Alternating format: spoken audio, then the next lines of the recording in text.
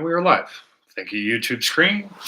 Welcome in, fine appreciators of art, luxury, cardboard rectangles, and every other damn thing in the world. Uh, yeah, struggling back and forth. Wednesday night's double painting blowout really got me, man. Like it's great, and then we even fixed it a little more. Words, things happening here. Jesus, there we go. We fixed the rainbow. I added in some white on top of the yellow, really kind of taken away from that background. So, not perfect, but neither was that first painting, and it's still pretty cool. So, fit check, yay. We're back to hair unfettered, beard bearding. The wife dusted me off the shelf and said, go play with your friends. CTR kind of bullied me into it when I was talking to Rafa. It was kind of like, it's an off schedule. Kevin Pokey Ghost is live now. Pokey Jack is going to be live in a couple hours. Ebony Unicorn is live. Ryan is live. Nabcore is live. It's like, I guess I'll stay live until everybody's done, and then I get all of their sloppy leftovers again. Yeah, sounds kind of cool, right? I did have some ideas. We did do some more organization because the wife was wifing in an awesome way and got me a big old tube of black. So no more little tiny tubes of Mars and other things. I think this one is just strictly lamp black. So it's in between matte and gloss. Just kind of make it up. And then for a fun fact, cadmium. Cadmium medium yellow. CP cadmium medium yellow. Fun fact, I did finally go research what makes yellows and certain oranges, certain reds. Cadmium is a mineral. And of course, because the wifey is awesome, she got shipping glitches. So I now have a lifetime supply of the cadmium yellow medium hue. So basically, the difference between all of these. Okay, science time, kiddos. So to make paint, you need a powdered pigment. Pigment is another name for mineral. Mineral is a fancy way of saying a colored type of rock, if you must. William. Oh yeah, pleasure, dude. I'm gonna be live all night, man. I'm just gonna go. I'm gonna go till 2 in the morning my time. So 6 hours stream of me talking, painting, messing with new colors. So please say hi to Pokey Jack for me if you would, Mr. Gowler. That would be very awesome. So back to the science experiment. Jeez. Super mod, Mr. William. All right, yeah. Please say hello to Pokey Jack for me, since I will be live and it's kind of rude to chat other people. Yes, yeah. Pokey Jack's amazing. My first and biggest cheerleader. She's brought in all the rest. So without her, it's kind of like I wouldn't get to have the fun. I wouldn't have had this excitement. So, all praise be unto Pokey Jack and, of course, St. Cage. Ha ha ha. Ha. Right? So, yeah, we'll just see what happens tonight. But, yeah, finding out about cadmium. So you have a pigment. Okay, so you take a mortal pestle. Shit, I've got this thing in my hand that I shouldn't have because bad habits and stuff. Okay, let's just put it down. We'll take care of that. So what you have is a mortal and a pestle, right? So that's the thing where you like grind in some things. So you take a rock, in this particular case, cadmium, grind it up into a nice fine powder. You add sulfur and then you apply heat to it. And then what ends up happening is you die from toxic fucking smoke. So you make sure you have your pro on. So if you do it, even just grinding it is very dangerous. Now, is it dangerous in acrylics? No. Is it dangerous in oils? No. You shouldn't eat paint either. So, keep paint on the outside. Warning, kids. Hey, man, thank you for that. I'm falling more in love with my art as I go along. This whole journey was to basically document me getting my spurs back, so to speak. I have a lot of concepts, practice, all gone. And then, of course, doing the medium of acrylic, which is something I didn't do before, is new and exciting.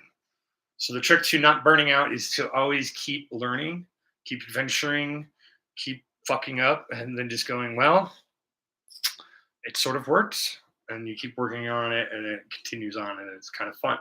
So, anyway, back to cadmium. So, cadmium and sulfur give you that high end nuclear thing, fusion yellow.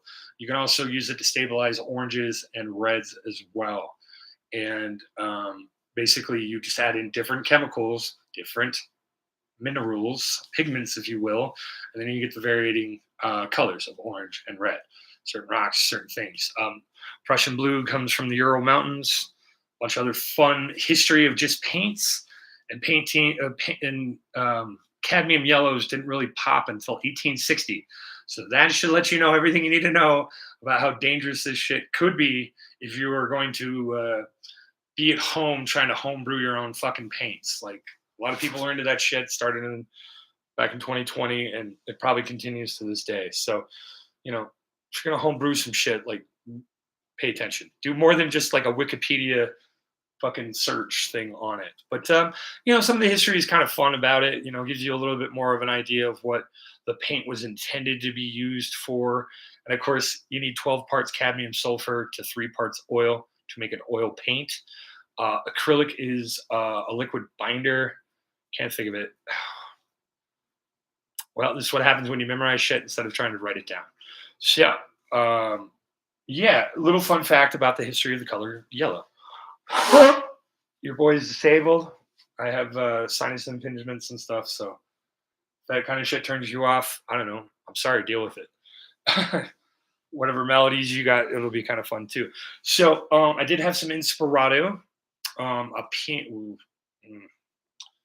There we go.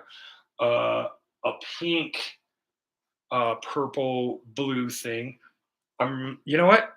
I got the canvas out. Let's do it. Plus, I wanted to try out my sap green anyway. So we grab out these. We'll get you into your spot. Grab out one of these little fine 2-inch brushes. Now we know they're 2 inches because they say 2 inches. Okay. Old canvas that I used to use for it. I was thinking maybe I'd save my bullshit 2-minute mermaids or something, but this canvas is getting redonkulous.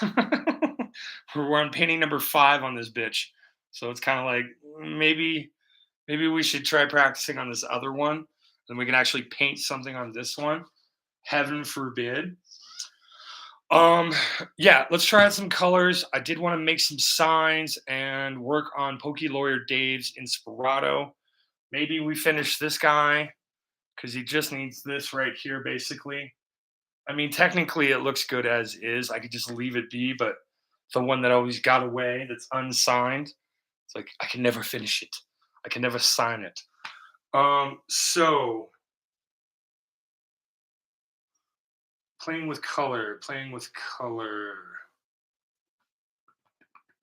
Yeah, because the sap green should really do this. Okay, so I did reorganize my shit, which is why I'm looking down confusedly instead of confidently like I normally do.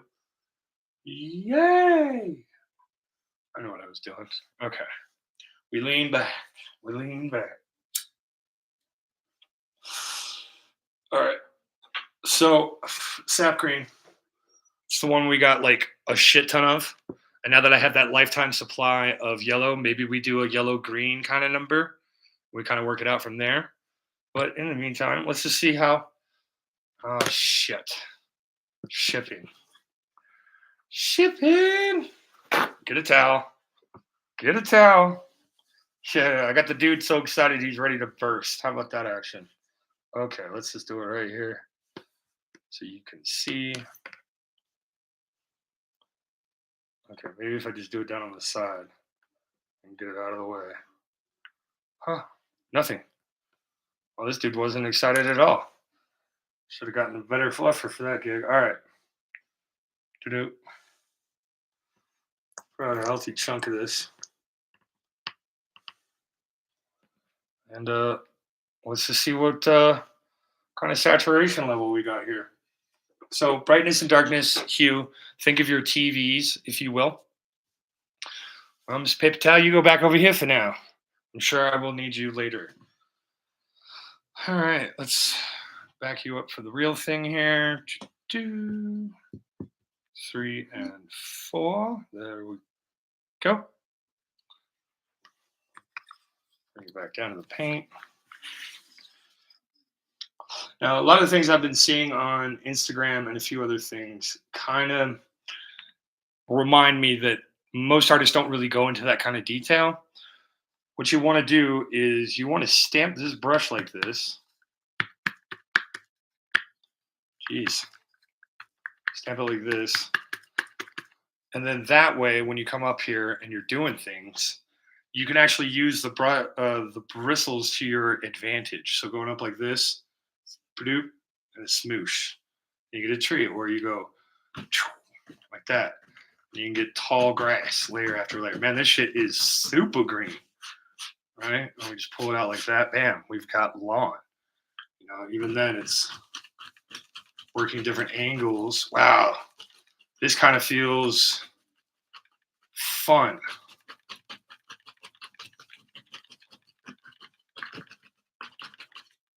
Yeah, the sat on this is very low.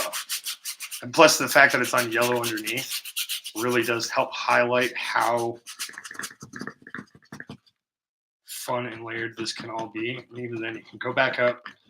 See a lot of people bitch about acrylics, and then I'm seeing paper towels and weird shit from oil artists, and it's just kind of confusing. So just really quickly, just playing with the same color on a different background, you can see how we've left those bristle marks in there. And that's all simply because we went smoosh or douche or good or use this. Paying attention to what the hell is going on with your brush can give you that kind of a bush, this kind of a grassy thing, or just simply pulling it straight out to get some lawn, right? There's fun, magical things that live in your brush. You just kind of have to pay attention to them, feed them a little bit. Like all things, we all need food, air, water, love, clothing. Too bad we can't all get it, but one day, all these Star Trek fans not making it happen, they're just waiting on things. Well, World War III has to happen. Who says? You know, fictional characters. So we apply it real thick. Yeah, this is very much a transparent kind of green, and that's pretty cool. Can we lay it on thick enough to cover up some of these really darker colors? And even then, see, we're backward, forward, up to the ground. You know, we can have some fun with it. Also, this is kind of where a little bit more of that brush care comes into play. You're always going to have hairs pop off. Doesn't matter how much money you spend. So do not think, well, this brush hair won't fall out. That's horseshit. They're just trying to get you for $50 on an $8 brush. You know, $8 should be the most you should ever spend on any sort of a brush. So we come up here and we just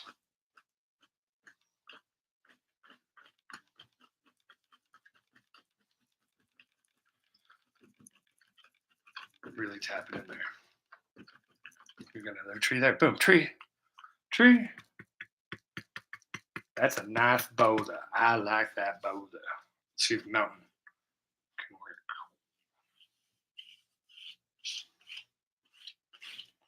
All right, we just keep flowing down like this.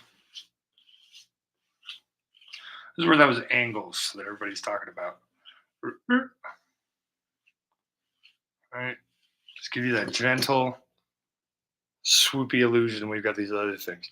Now, half the reason I want to practice this saf green is for Linda's painting. If you read the description, you kind of got all of my little funness going on. So it's kind of one of those things where it's just like, yeah, I have 1, 2, 3, 4, 5 paintings in varying states, plus one in the concept stage. So it's cool, man. It keeps me going. It's a lot of fun, and you know, I'm not charging anybody anything. When it's done, I'll ask them for shipping, or if it's the right time, I'll just pay to have it fucking shipped. No big deal. Let's do another big ass one here, just to get some practice with the edges and the brush. Plus, I'm gonna try to see if I can clean this palette off with the brush. Yeah, yeah, yeah, okay.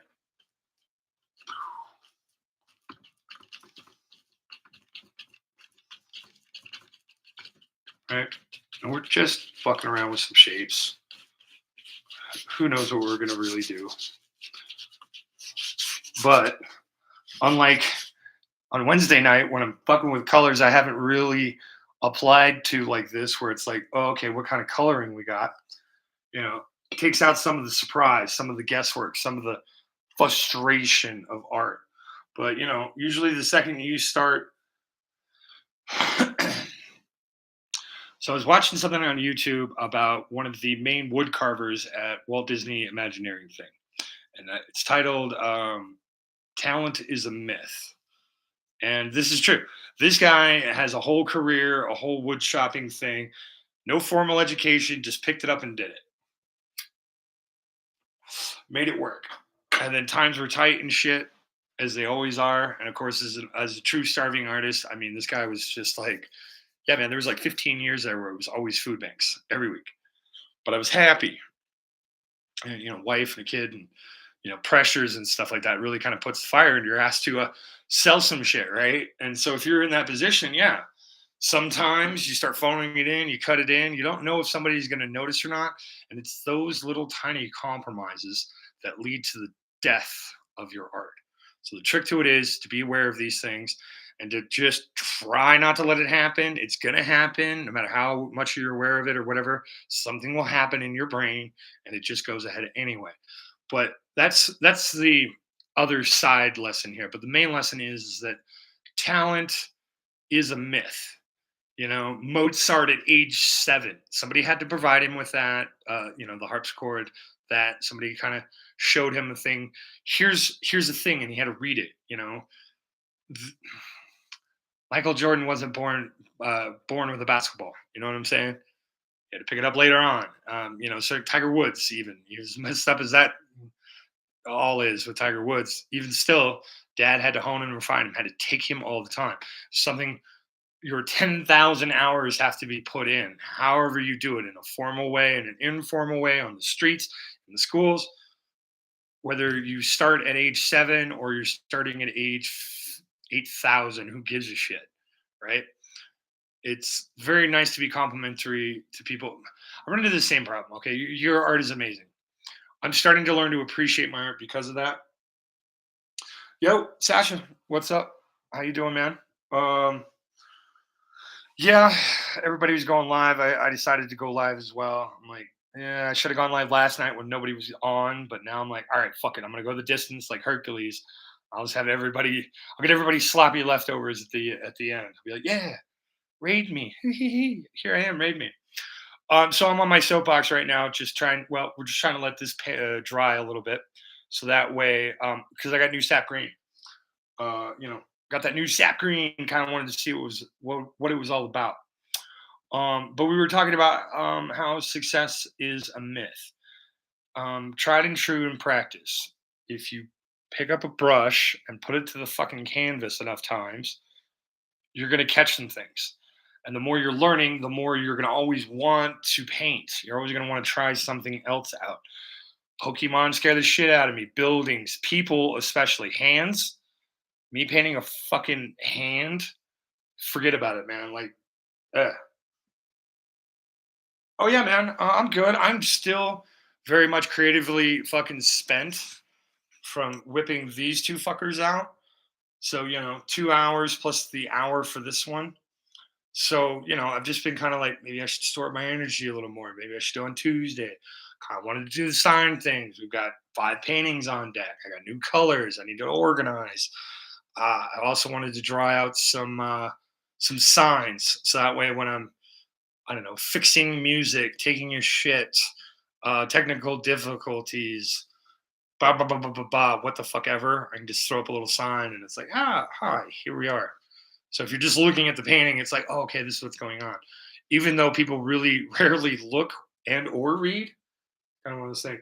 Hey, buddy. Oh, you ain't late for shit. This is unscheduled. So, yeah, we got a new sap green. We're just letting it dry out. But as you can see, just sap green, no black, no nothing. Just one of those. I think it's my favorite green. So now we have yellow ochre, alizarin crimson, Prussian blue, and sap green. A very versatile color that you can kind of do whatever you need to with it. It could be dark, it could be light, it could be a little fluffies. It could, you know, I don't know, man. Maybe we paint something green. Because the idea being, I saw this really cool thing where we had our pale pink, pale pink up top, pale pink up top, that would go into our dozazine purple, boom, dozazine purple, right? Into either our phthalo blue or, of course, probably it's going to end up being, you guessed it, Prussian blue. So that would be our sky. So if you look down here, this would be our sky color. So a band of this, and just a touch of the blue in like the corner or something else.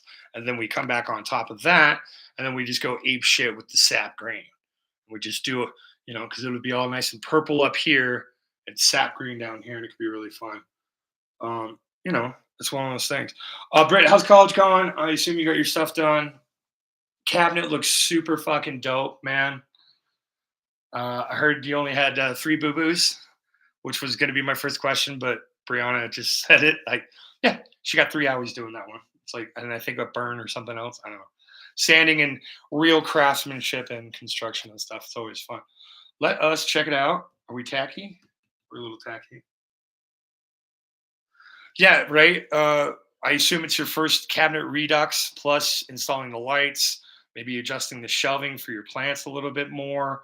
You know, when science becomes an art, right? Oh, blister and 3 cuts. That's what it was. Okay, I knew it. Hey, I knew it started with a B word. So, as I kind of gear up for this, because once again, kids, like I'm spent. Like I try to reiterate it often enough that this whole point of this was me getting back into art, letting you experience me failing and everything else, right? Oh, sanding. Oh, okay, yeah, yeah. Belt sanders are a modern age of convenience there, amongst other things. But yeah, making sure all the old paint's off, getting it down to a smooth wood, so that way splinters and stuff. Got to keep it child proof. It's a fun thing. So this channel is to do that, but I'm also learning on a different medium. As you can all tell, I really, really prefer my oil pastels. I love the tactile, visceral nature for it. So a lot of these styles and techniques can be translated into whatever medium you want.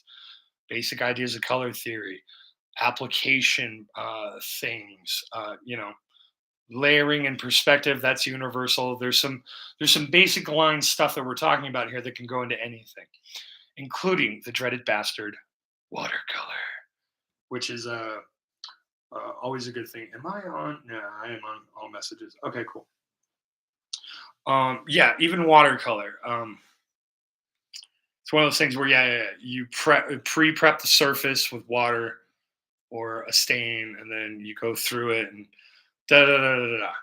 There are people way more experienced. I tell you what, though, that Japanese watercolor looks real nice. I mean, it looks real nice. I've been seeing some of that pokey stuff that's going around. They have the China. Oh shoot, I can't remember. There's like 3 pages that are just going ape shit with that kind of stuff, and it looks really cool. So hopefully, maybe Pokemon picks it up and we can get it in cardboard form and spend thousands of dollars trying to find it. It can be fun. So that being said, kiddos, yeah, I got some signage that I'm thinking I'm gonna do. I definitely want to try out another sky, which means we got to swap out our testers. Now that it's dry, are we dry? No, we're mostly dry. Let's see.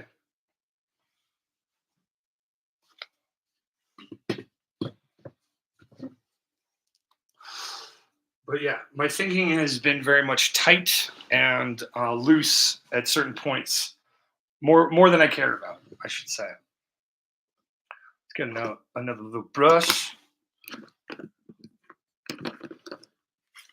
these up here. We apply paint to the deal. Good healthy chunks. We're gonna want to. I think I want to kind of try to cover this over. Put him back, or them back, or whatever. It's an inanimate object. Assign whatever bullshit you want to it.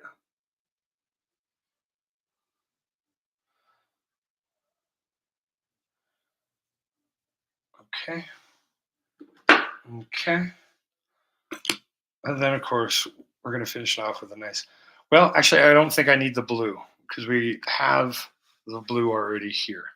So now I'm just going to be covering it up. So let's just see. It'd be nice to see. Let's just fucking see it, guy. Isn't this a painting live thing? I ain't seen you painting live. So with this 2-inch brush, it's 2 inches because it says so. Some of these jokes are going to get great. Man, this looks like Nestle Quick, the strawberry kind. Right. This is our tester painting. It started off as a winter scene. I got too much into things to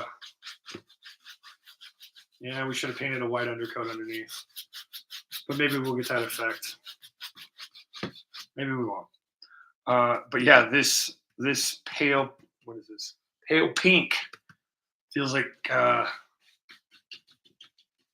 strawberry Nestle Quick. There we go. Words, guy.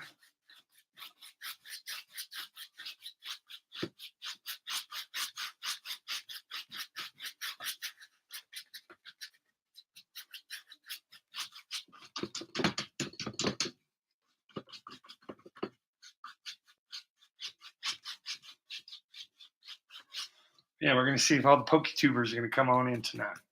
They probably won't. And it doesn't matter if they do or they don't. Everybody gets to choose their own adventure here in Dude Land. I'm a dude. She's a dude. We're all dudes here. It's a nice little hurt. Okay. Man, we pretty much picked it all up. All right. Purple time. Same dirty brush. Give us that nice little, hopefully, blender status there. And maybe we should add white to this purple. Well, let's see how it looks with all this blue.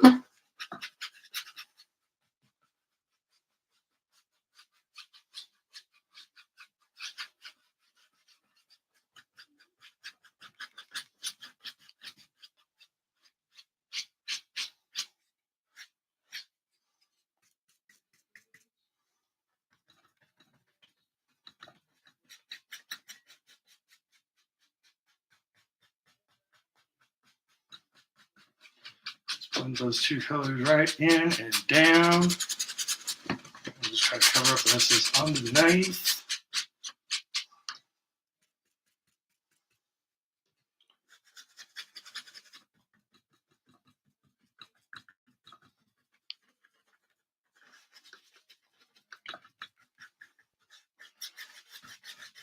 I don't know, maybe in 1,000 years, somebody will find this, scan it with some electronic thing and be like, wow, this guy painted 17 layers to this. What the fuck was that all about? And we'll just see how it kind of goes. But if you guys are lurking in other channels, say hi to Kevin Pokey Ghost or CTR or the majestical one, Ebony Unicorn, or anybody. Nabcore, there's the other one. Jesus. Nabcore is a new friend. He's a new Canadian friend. And that's pretty cool.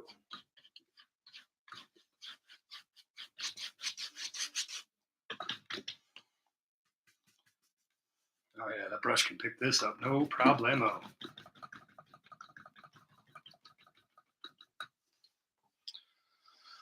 All right, okay. A little feel for it.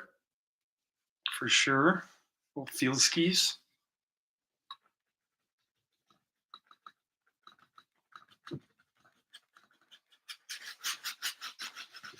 Yeah, I think if we added white to our purple mix, then we'd get this guy, this value up here. So bring in. Wow. Too much light, Aziz. Too much light. There we go. Aziz. Right? You can kind of see a little bit of that, what we're trying for on the fade out.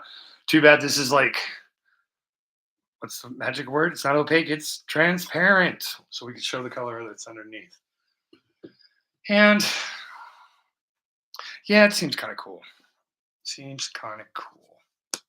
So let us grab out, this is a Prussian blue then. Well, no, let's do it this way. Let's fade it out. We have two purples. Let's do a mid blue and a dark blue. Two and two and two and two. How about that?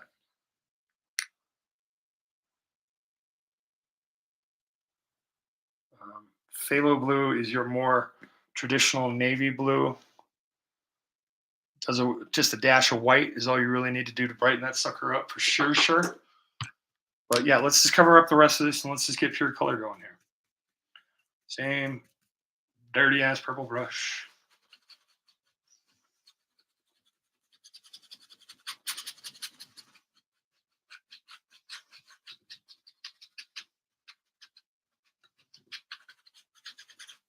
Well, maybe we can make some magic happen with just some color. No right or wrong way, just the will, the desire, the motivation, the energy. I often can either motivate myself or cripple myself with the magic phrase, to what end? Right? Yeah, that'll be nice to darken that one up. Just bring it in like that.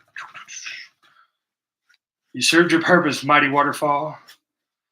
Now you live on up here.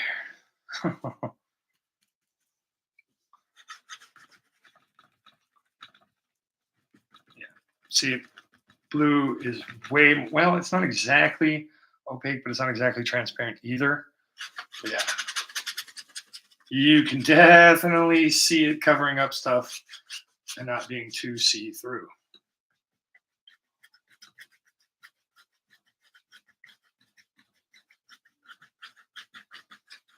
And the big X strokes really help blend it out and keep your actual brush strokes the hell off the canvas.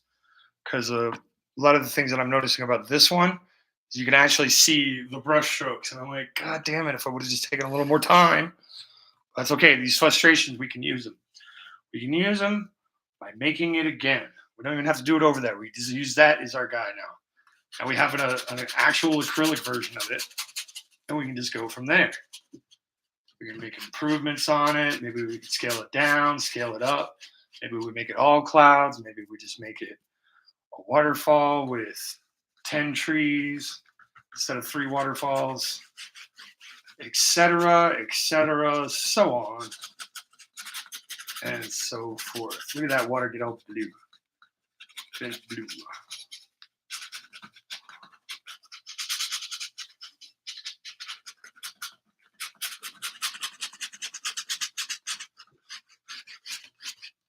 Okay. Continuing just to scrape up all that I set down and just scrubbing it into this bastard. For painting layer number 58.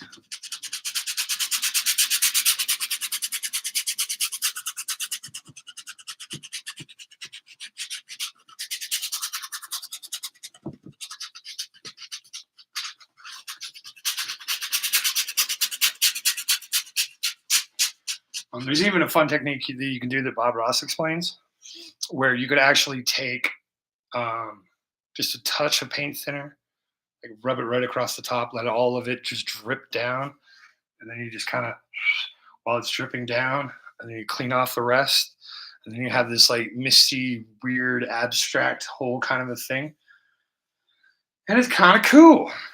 So, and that's more of the happy mistakes that people try to say, but that's not what they fucking mean, and that's what pisses me off. It's like I want to do it right the first time.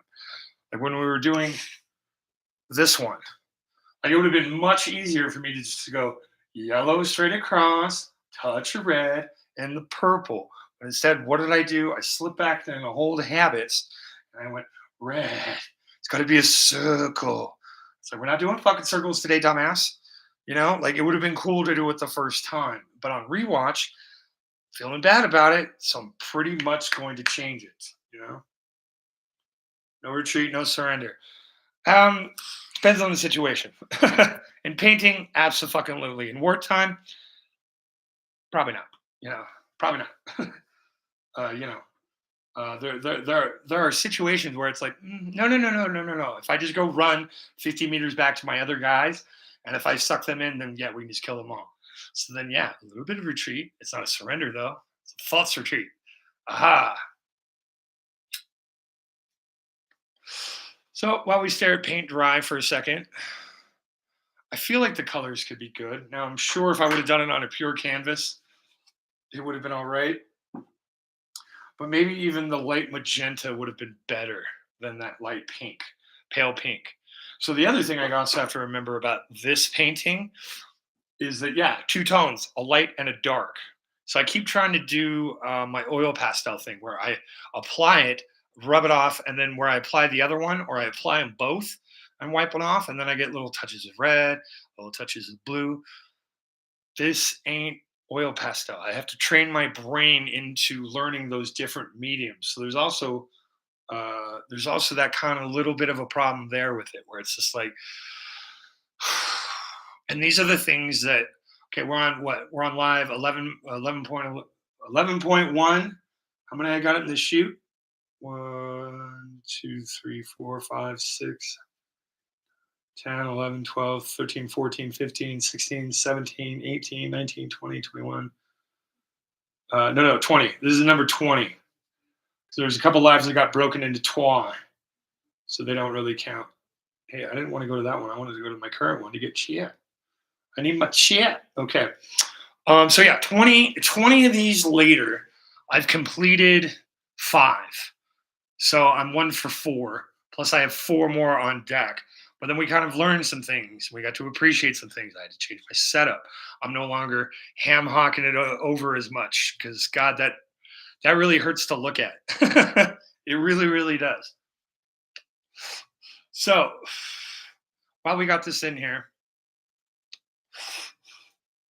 it's a very dark painting. Doesn't help that there is so much dark below it, but I also kind of want to see. I think just splattering white on it's not going to do anything. I need to pre-mix it and we need to have it on the canvas. We figured that one out too. Oh, learning together in real time on live. Nobody does this shit. Everybody wants to be perfect. I know what I'm doing. I'm a professional. Always a fun time to look around for that kind of shit, right? And of course, there's always the implications and the back end stuff if you have a professional career where you do not want these things to collide together. I'm really hoping Mike Rourke is his name over in Coltrane and Ryan's chat. I'm really hoping that he'll pick Mike's anime neighborhood. Okay, guys. Okay. We got another project here. Let's put this aside. Put that out. Let's grab the Zapapia. We'll bring it down here. My little color list. We will save Papa because these little guys are fun and interesting to find. So what I want Mike to do, let's see if I can do this. Okay, get here. Okay, so what I want Mike to do is anime neighborhoods. So when I was growing up, we had anime was called Japanimation. It's animation from Japan. You got your Akira, your Fist of the North Star, your Ninja Scroll, and Ghost in the Shell. Those are the big 4 that cross over with American audiences. So then you'd have a corner called BAM, Japanimation, right? And then the next corner would be Street Fighter 2, your more traditional manga anime. Street Fighter 2 manga, right? And that brings you up to about 97, right? Most of this is 92. This is black is 97. Can't see it. There we go, right? And then he could block it out. And then he has anime neighborhoods where then he can actually discuss, how we got down this road. Because this guy knows so much about anime, right?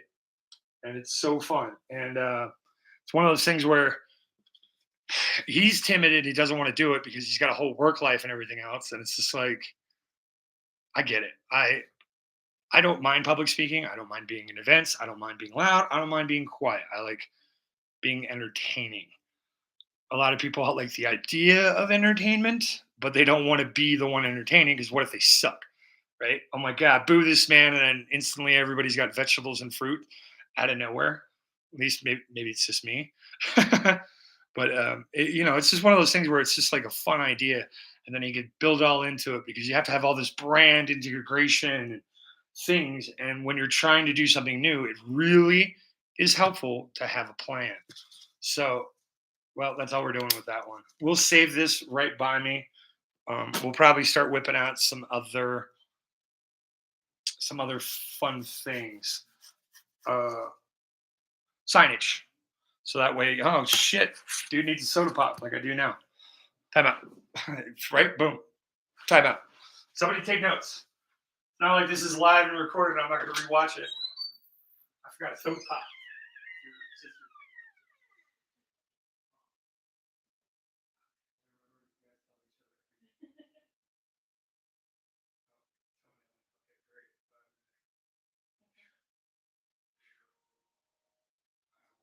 I will wiggle them later for you. All right, time in. And we got to flirt with the wife while she's painting her nails. All right. We're having a good night here. I forget, Brittany, you and Brianna don't keep secrets. I must use and exploit this to my own amusement. But one day. Okay. Don't spill.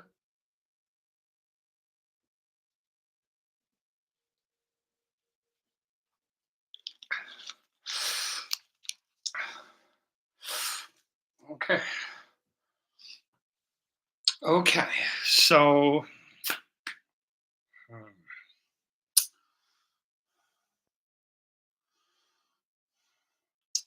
think I want to try something. We tacky, we dry. We are dry. We are dry. Definitely want to incorporate more cheerleader stuff into it. Be aggressive. Be aggressive. Right, it all starts with Buffy the Vampire Slayer 1992 with Christy Swanson. That's my Buffy. I don't care about show TV Buffy. Wife cares about it, so I should probably too, but it's one of those things. Okay.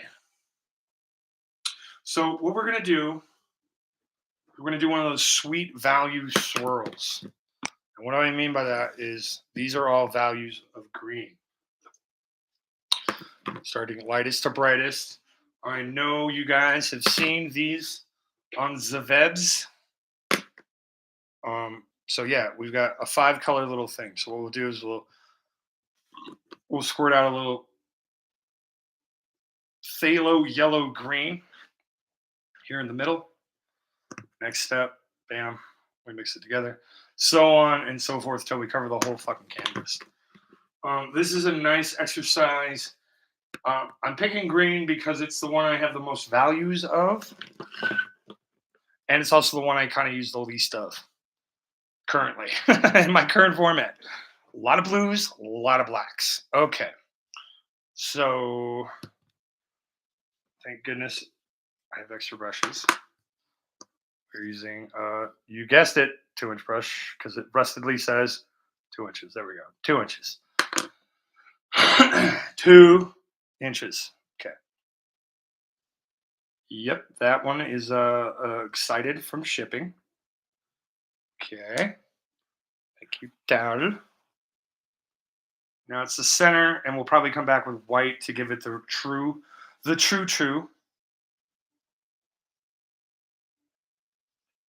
Yeah, all the behind the scenes. Like I try to prep for this stuff, but I don't want to over prep either. I want to leave myself a little bit of room for excitement, mystery, adventure. So if you look down, bam, that is some. That's some fucking Slimer from Ghostbusters green action, right? So okay, once we're done, we put it over here. And we can keep our organization conga line level together. See, so I'm just gonna apply, grab, dupe, dupe, dupe, put it back over here, bam. That way it's out of the way, and then we can figure out what the fuck else we're doing. But yeah, I figure for now, we just lightly start playing with some color. and just kind of see how it goes. So then we're just going to come up here.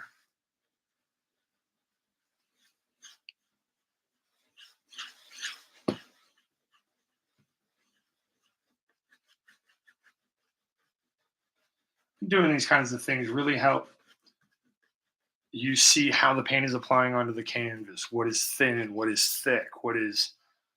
What do we really need out of the color for what's in our head to get it out of our head and onto the canvas?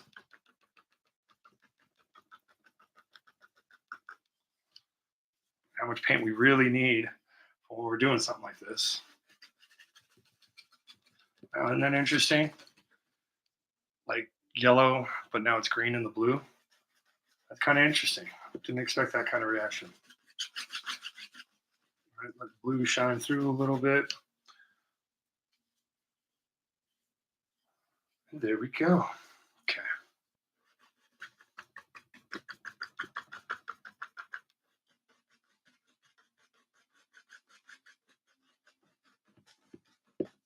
Something about like that. Same dirty brush.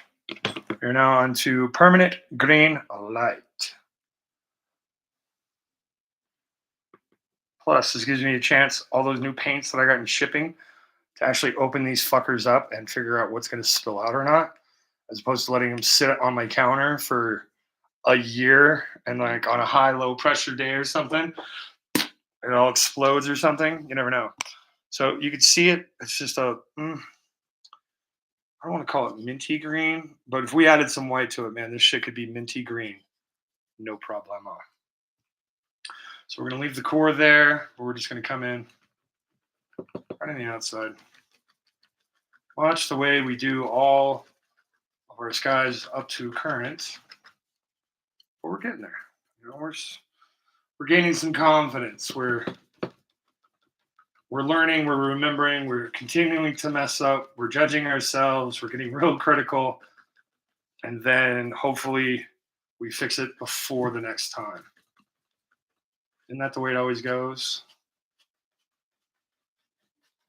A little bit like this. Helps you get your little how close to the canvas you are. Because if I'm real close, right, it's really pulling it. But if I'm real gentle, we got some nice little blenders in there. We just really want to cover up that blue. Like the old two hair and some air business. Right, isn't that neat? That little eerie green. We might have to remember this for another time. Purple underneath, green on top. Maybe around Halloweenish or something.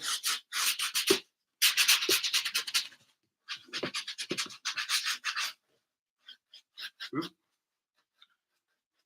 Don't go over the area you've already done, dumbass. And yeah, I do have a military harshness about me. It's just the way it goes. That's just the way it goes. There's not really a lot of difference between the lime and that, but there might be enough. There's definitely going to be a difference when we throw this color on. This is our hooker's green. A nice dark, mid to dark green, right? So we come in.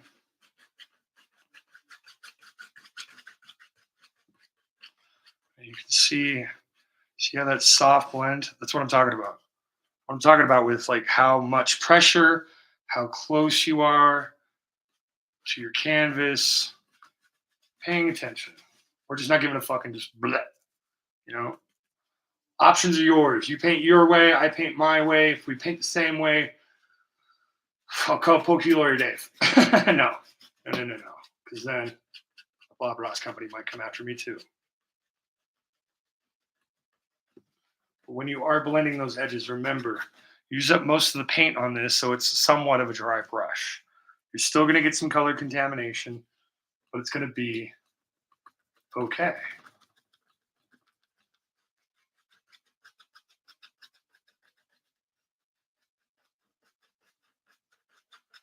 You get one wonderful little things like this little light coming out now. All these things live in the paint tube, on the brush, and on the canvas. Just waiting for you to take one, put it to the other.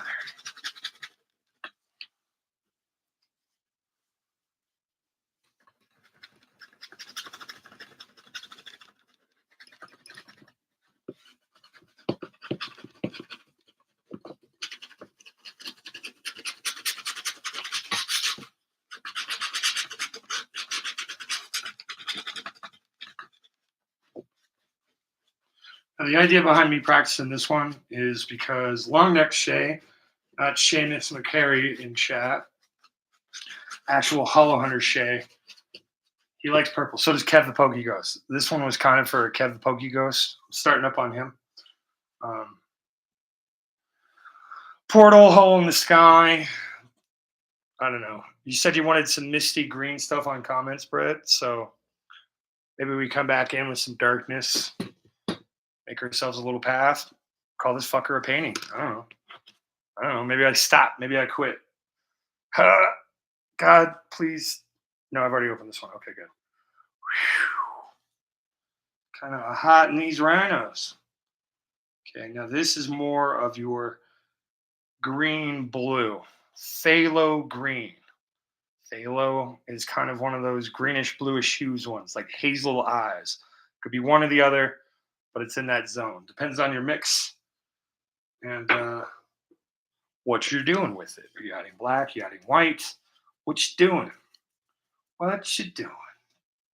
Okay, we got one more after this, so let's make this a big band.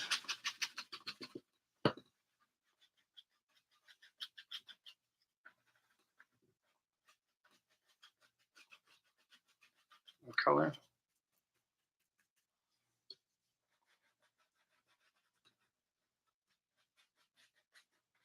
But yeah, depending on how everything goes and how everyone comes in, we might just have a finished painting already. We might have some signage, and we might have a good idea of what the fuck we're actually doing for Pokey Lawyer Dave's double painting. I did have another idea. It's a variation on the theme, but it very much it's inclusive. It's got both. So whereas the one was just a cliff right here, the new one would be a cliff here on the second side, right? So this is the second painting, that other side. So it'd be a cliff here, then it swoops back in and down. We got all the sea and shit in here, and then it kind of picks back up and goes off into that other cliff. I don't know. It feels like it, right? Right? Somebody actually follows through and does what I ask and leaves a comment. I fucking respond. It's weird. It's weird. You guide me, and magic shit happens.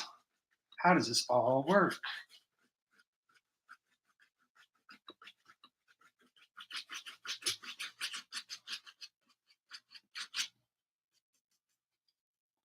Say it ain't so. Why did Weezer pop into my? Nope. No remixing. It's no remix to ignition, hot and fresh after the kitchen. I hate the person, love the song. Every time it's like my mind's telling me yes, but my body is like he was convicted and we should care about that. Music's so good. At least four tracks. I'd give R. Kelly 4 tracks. He's got like 4 tracks where you could separate the art from the artist. Like no problem. That's the problem with Bill Cosby. Other than the Cosby Show workers, it's like, who gives a fuck about Bill Cosby's work? Oh God. Oh no, we already did Sap Green too. Whew, the paranoia is real.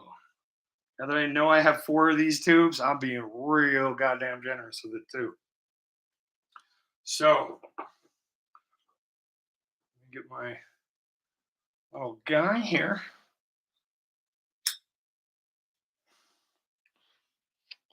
But you can see how this pink really kind of, well, no, you can't because you're not close enough yet. But you can see how that pink really highlights the green. They're complementary colors. It's the baseline of color theory. One color looks one way next to a gray will look very gray next to a white. A gray on a black will look very white. Ooh, and they charge fucking money for this, guys. Do not ever pay more than like 20 bucks for anything. Maybe a canvas because the fucker is like 8 feet wide. Maybe spend $20 on a canvas. Anything else in art, don't do it. There's YouTube, there's me, there's Discord, there's just simple trial and error. There's fucking Home Depot and you can get a gallon of fucking paint. Don't do it. Don't do it. Yeah, maybe that phthalo green or that hooker green should have been my last coat. This feels a little light again. Could be the underneath. Could be, maybe it's Maybelline. There's a guy on Instagram called I Hear Hear Canvas Canvas. I Hear Canvas. He's doing remixes of old commercials. He's got a Fresh Maker commercial that's just got me all like, send a vault. But what's vault going to do with it other than maybe smile? So it's one of those things. All right, we're starting to get tacky on the brush. Now, what happens with acrylic is not only does it dry on here and on here, it will dry on here. And you start seeing it drag and scrape. So a lot of the times you want to switch out brushes or you don't want to talk and you just want to hurry the fuck up and get it on the canvas.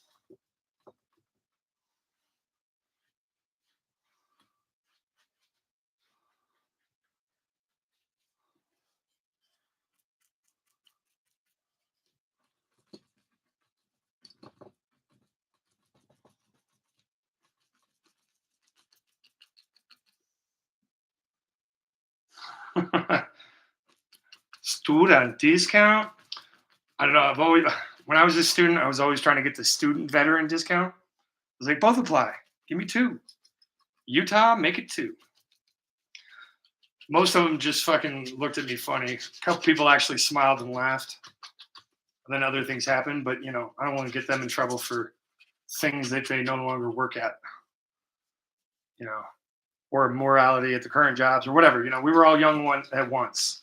We're all young trying to just get together and hang out and book or drink or drink and fuck or variations on the theme as it further goes on. Wow, we've just about got this whole thing painted up. No, we don't. No, we don't. I was like, wow, why is that popping like that? Because that's the purple on green. So maybe when we come back in with some trees, maybe we actually want to use dark purple on this. We can just kind of go from there. We definitely have to let this dry. This is a coffee and contemplation dry moment for sure. Do I have enough paint on my brush to get the edges all done? By gum, we've done it. Whoop, and we scared the shit out of ourselves doing it. Yay. Yay. Bobby Duke Arts. That's Bobby. Bobby Duke. All right, let's see what we got here. Aziz. Light, right? And all we did was start off with a circle and just kept going around. But then we started applying the brush certain ways to give us the illusion and the indication of some shit, right? This is it. This is all we were doing. Tap, tap, tap, tap.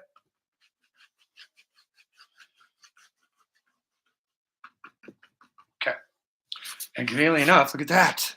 Look at that. I've really cleaned up the paint off of that. Now we're 3 brushes down. I'm 3 brushes down. And I don't cry no more. All right, Frank. Off of work, single, mingle, ready to go. Frank, I was very much excited to see your face, brother. I truly mean that, man. You're like the younger model of me. You're the one I got to watch out for, bro. Till you get some fucking grays in your beard, and then we're evens. Kidding, man. You doing a stream tonight, bro, like everybody else? Or you just going to be hopping around telling everybody hi for me? Hit the left side bottom a bit more. Well, this side, stage left or series left? Are we good? It looks good in person, other than these trapped in hairs and former mountains that you could still see back there because we scraped them in so good. It feels like you're talking about this, the underneath, underneath angles and perspective. All right, bro, you're fucking chilling. Cool, Frank. Thanks for chilling with me, brother. And make sure you watch out how you touch the canvas. Yeah, kiddos. Yeah, boy. Okay. Very tacky, very fucking thick. We're on layer number 7 that I've mentioned to you for the 7th time. So let's do a little coffee and contemplation, kiddos. Coffee and contemplation continues because CTR called me a pussy when I was asking Rafa, should I go live? I'm just like, I don't know, bro. Like, the Pokey Ghost might be going. He's a fun joy. Pokejack. Ebony Unicorn is my she's my PokeTuber homegirl, bro. Like, I platonically love Miss Ebony to pieces because her hubby is the 4th member of Boys to Men. He's looking all fine and fly, and he just got his hair cut, and he's looking good, right? The real left, the real left on this side, on the side. Are we talking about just that right fucking there? Just that little guy? Well, and yeah, okay, I see it. All right. When we come back through, so now here's the fun part. Now there are some mistakes in here and everything else. We can come back. Everything's fine. No, it's not fine. The motto around here is to listen to the black lady. I'm pretty sure you're a black lady, Britt. Mostly. Joking. Oh God. No. Um, um, what we can do is if we do the foresty thing, this will probably turn into some rock, maybe a waterfall, a babbling brook, or maybe we'll just do trees. But when we do come through, it will actually hit it a little bit more. It was more of just I was tired of looking at 7, 8 different practices on this fucking thing. Plus, I wanted to actually practice that let's go out with the light thing. So I will hand hug the wife for you. There we go. Right. So hey Britt, you're doing the right thing though. Please keep calling me on my bullshit. You're like, this is what I was built for. Yes. Yes. Okay. We got Frank in there. We got Britt all answered. Okay, cool. You got 4 of you beautiful people here. I'm sweating to the oldies. Fix the hair. While we have this on standby, I could scoot it back and move the palette, or I could make Brianna wash my brushes so I have more. uh, no. I'm lucky to have her. I'm not going to test fate like that. So let's put this back over here like that. Signage. Or, you know what? I want to redo Dave's thing. Let's redo Dave's thing. Okay. Popper. I need popper. Yeah, paper. All right, paint so thick I could probably stick a paper on it. Oh, Jesus. Stop touching the canvas. It's a note for future, ask me. Right? Okay. You're going way the fuck back here, bro. God damn it. Paint fucking everywhere. All right. We don't really need our towel. We're going to drop to the side. We don't have rubber bands. We have hair bands because every time I use rubber bands, they break on me on this one. So it's one of those things. So we get out our black. Put this down. We are sketching. We are sketching. We are sketching. Huh. Yes, I take a little extra time and I put it away each and every time. Because if I don't, then the shit just stays out forever. And then, oh man, I want to go live, but none of my brushes are there. Develop those good habits right from the start. Yes, each and every time. Yes. Pretend like everyone's watching, even though it's only God or whatever. Okay. So yeah, we indulge.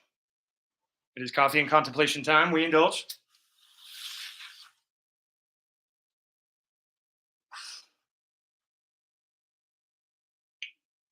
We've indulged. One day. One day I'll stop it, Brittany. I did stop it for like 7 months. Okay. Okay. So the way Dave's orientation that we decided was stop it, get some help. Don't do drugs. Sound like Michael Jordan right now. Okay. Doo-doo. Back it on up. Back it on up. Okay. See what I'm saying? We got some fucking real estate here. It's free real estate. I will baby shark the boy. Baby shark. Do, do, do, do. And everybody left. Look at that. Okay. Honestly, let's do this a different way. You get the idea of the concept. Let me put this to the side.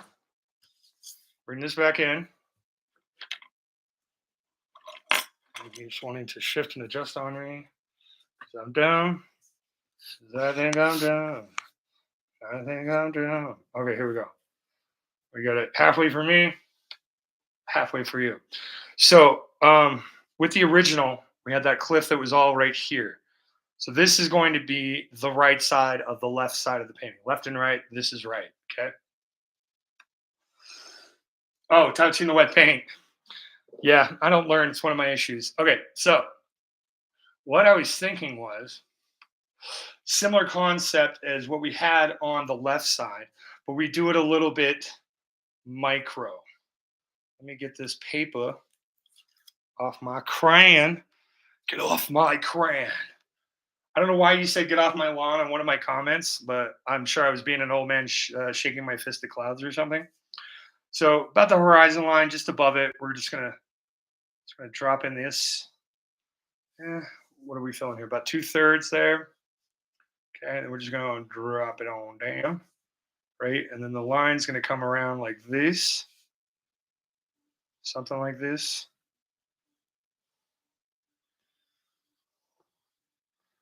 We bring it around and up. Now it looks like a fucked up wave, but if we finish it in, we can make the fucked up wave down here. Right? We just this. Oh, that's gonna come out. Right? Like I don't want it to be too Pacific. I don't want it to be too Oregon. The man's from Oregon, so that's kind of where I'm running into my problems here. It's like, well, trees are fun, yeah. And then do I do like a yes? Well, I will do more than hug. I will hug your sister for you, and then I will do much more for me. Say hi to your hubby, Shansky. It's glad you're working. Glad you're back into things. Always cool. One day I'll get over my emotional problems and we'll hang out again. But until then, love you, buddy. Okay, back to the sketch here. Let me get you back into frame here. So now we're just kind of laying in this upper ground to give you that what I'm talking about with this illusion. This is the deck.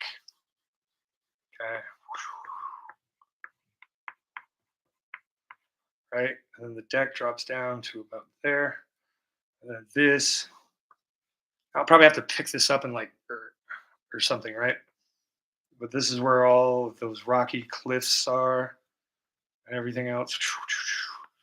Right, then we got the short angle, so we get some, but not enough, right? Because this is going to be there.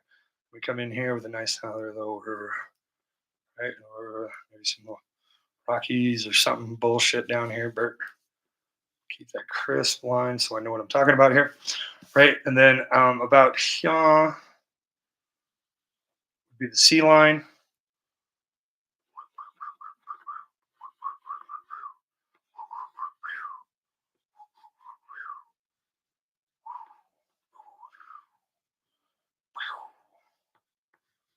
Nice little wavy thing.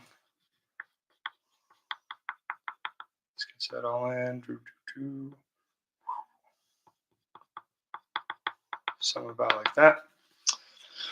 And then, of course, I don't know, since the sun was over there, opposite sides, mirrored, if you will. And then what we do is we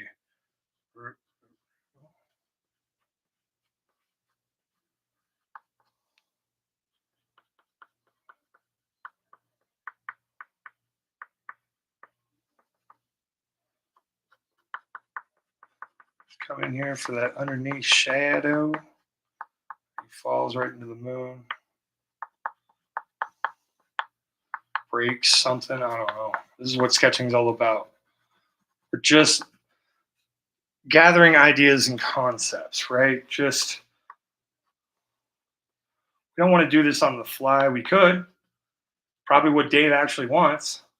Just feel something for me. And I'm like, I feel like I need to do a good job for you, Dave. Shit. All this pressure. I'm just coloring the moon like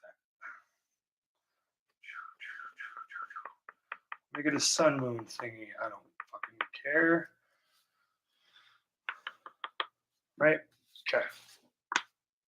And then what we have here is a weird ass fucking wire frame of some shit. But okay, let me grab the other piece.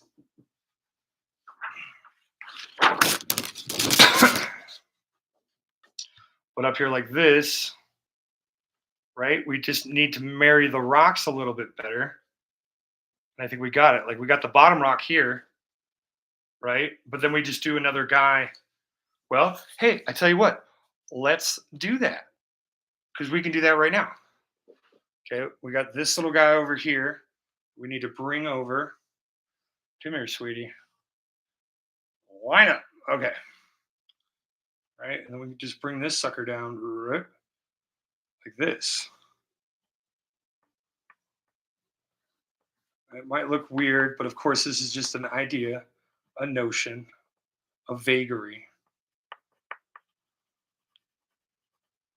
Right, and we got Happy McGee right over here.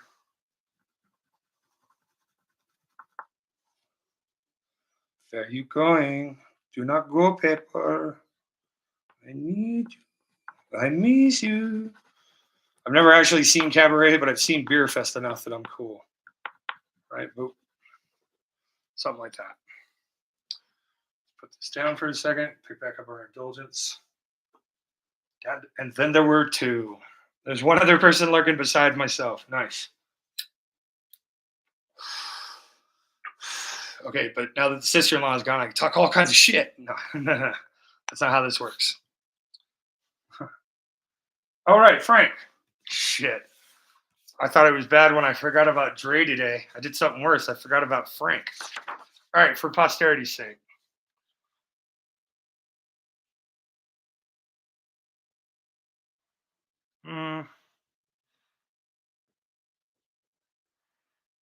It looks funny, but the idea is there, right? Right? Thanks, Frank. Dude, you finish that Game Boy? Your Lego Game Boy? Okay, we're getting there with Dave. Just because I'm not live doesn't mean I'm not absolutely splitting hairs about this at all fucking times, Dave. Who will probably not watch it, right? Oh, dude. Oh, cool. Yeah, yeah. When you showed me the cartridges, bro, I was thinking it was gonna be one of those like 10-bit, 10 block build things or something.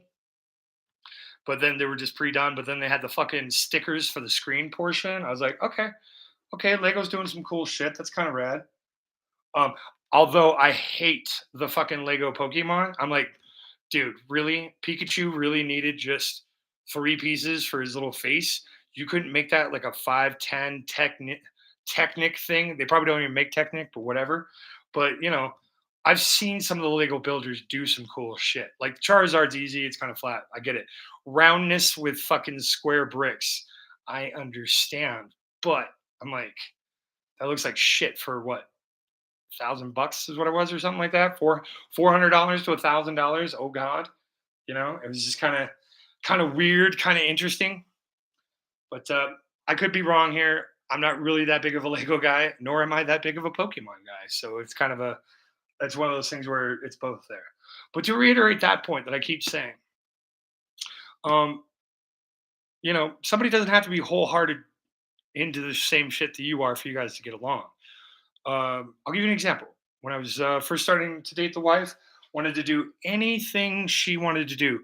Oh, you're into hockey? Never seen a game, never seen anything outside of some Mighty Ducks, slap shot, miracle movies about hockey. But then I was like, okay, cool. Well, I can't be can't be a fugazi about this. So yeah, I started learning about the games and shit. She was a Blackhawks fan. I became an Anaheim fan because the year before, I believe it was 2012, 2011, Anaheim had actually beat the Blackhawks. Never happened again 14 years later, but yeah, here it was. So, I still don't have a vested interest in hockey. My vested interest in hockey comes from her. Similar concept for you guys. You guys are really into Pokemon. Cool. You want me to paint Pokemon?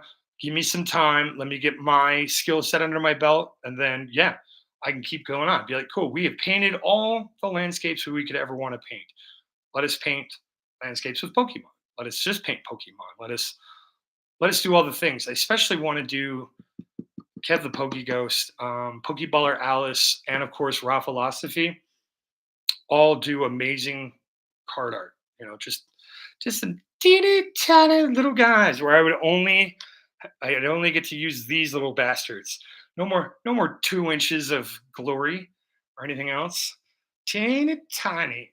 And the idea is sounds fun because one, it's a new idea. It sounds negative because Rafa, Kev the Poke Ghost, and Pokeballer Alice all do it. They all do it in three different ways. In fact, Pokeballer Alice inspired Kev. Kev inspired me.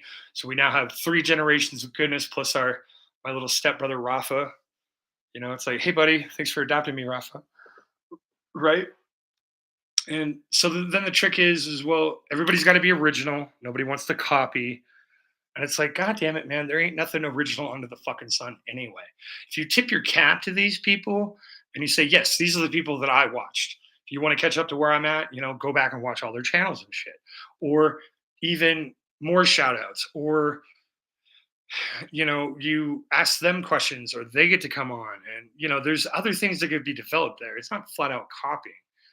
And besides, the way I paint landscapes is completely different. The way Pokeball Alice draws clouds is different than the way Kev does. The way Kev does is completely different than me. Whether or not those are good or better, or how you might rank those, it's all good. Right? Okay, Frank, boom. Fucking nailed it. Frank gets the gold star of the stream.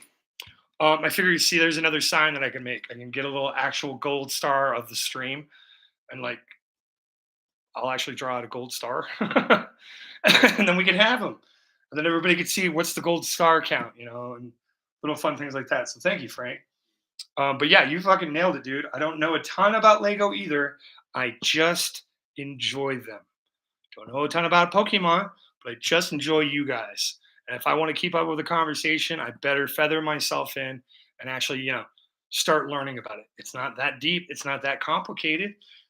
As you go on, you will pick up more and more and more in refinement and get up to that CTR. God, Canadian guy inspired CTR.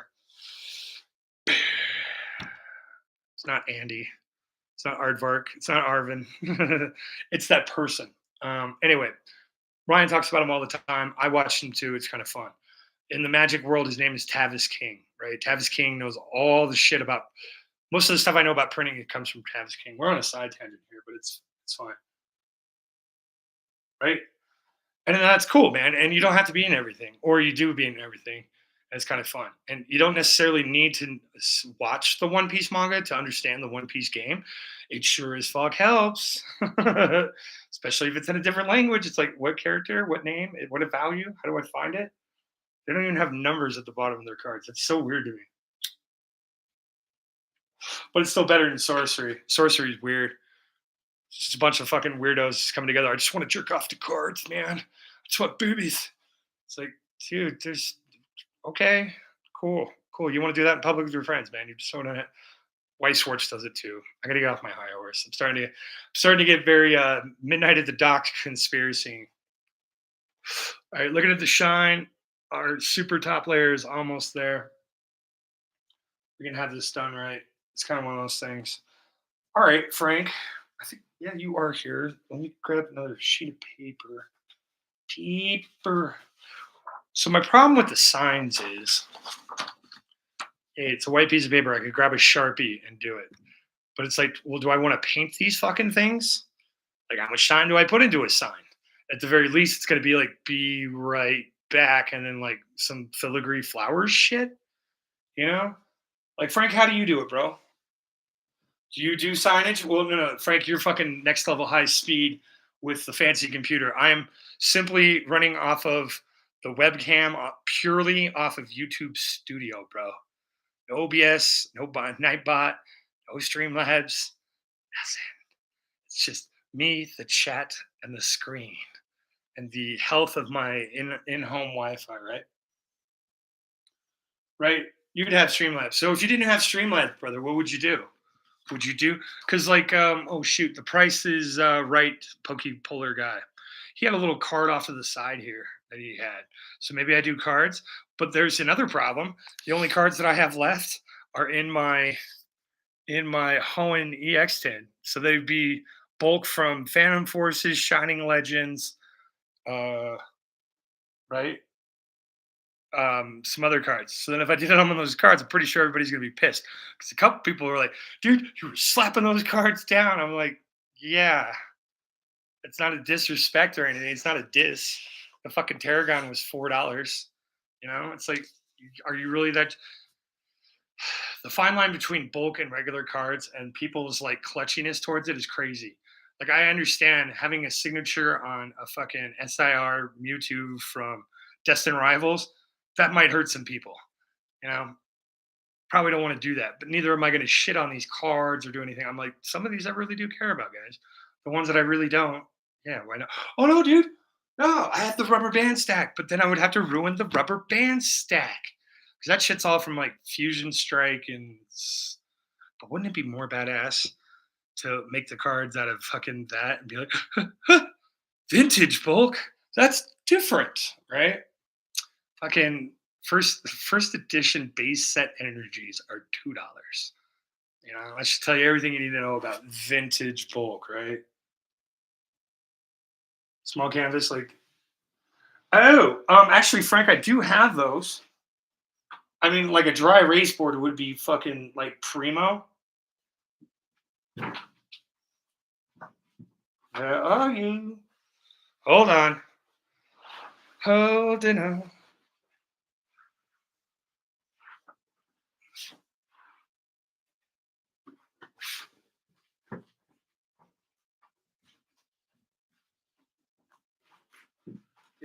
Paper, yeah. Wiggle, wiggle, wiggle, wiggle, yeah. These are probably a little bit bigger than Kayla's, but they're boards. You cut them down. All right. So yeah, these are they. Like I said, I think Kayla's are more like that, more of a true square that she uses. God, that would be fun to talk to her, but I respective boundaries and other things, the boys' wishes, their overall thing. But the fact that she does share her art with James and Elena and those people, it's kind of like, oh, cool. Do you just do it on a fucking particle board pattern? What do they call this? Hardboard panel, 9x12. Yeah, this is for a color theory class that really shows you the color values as they're set. But the trick to it, the more advanced way is then you have a black strip as well. Ugh, college stuff. It gets a little interesting. It gets a little weird for sure. I feel like I just need that little music. I need Daybreak from oh, something Higgins from Community.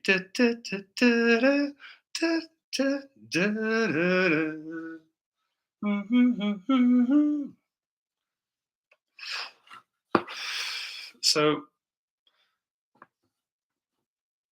but if I kept it on a sheet, then I can go like this, and I'd have, I would have two. So then the fun part is I draw it on one side like this, and then I have to flip it over to draw it on that. I'm pretty sure it's see through. Hmm. Or maybe I just don't do the signage on a live and I just sign off and I call it good at that point. What time are we at? We at 8:59 Mountain Standard Time. The hell is all still live? Everybody. Everyone. Oh damn, dude. Competing art ones too. Daniel Demento Arts is live. Rushmore Show is live. Kev the Pokey Ghost is live. The Nabcore is live. Ebony Unicorn is live. And Pokey Jack is live. I kind of I don't want to be live. But I'm gonna text Daniel. Daniel Domeno Arts.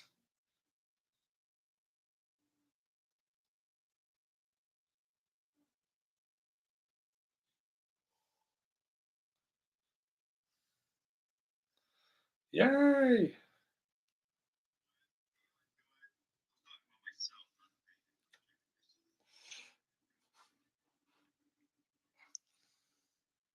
Daniel's a madman, dude. The fun swirls and things he does with paint, and of course, um, music. The fact he wipes paint on him. Love it all, man. Oh, the wilds of youth and the sticklerness of an old man from the military. So fun. Oh, okay, he's doing a side painting. Okay.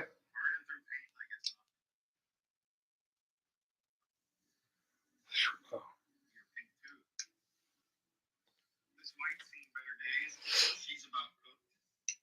yeah. Daniel Domeno Arts. So fun. It's painting live inception. I think it's just Frank with me.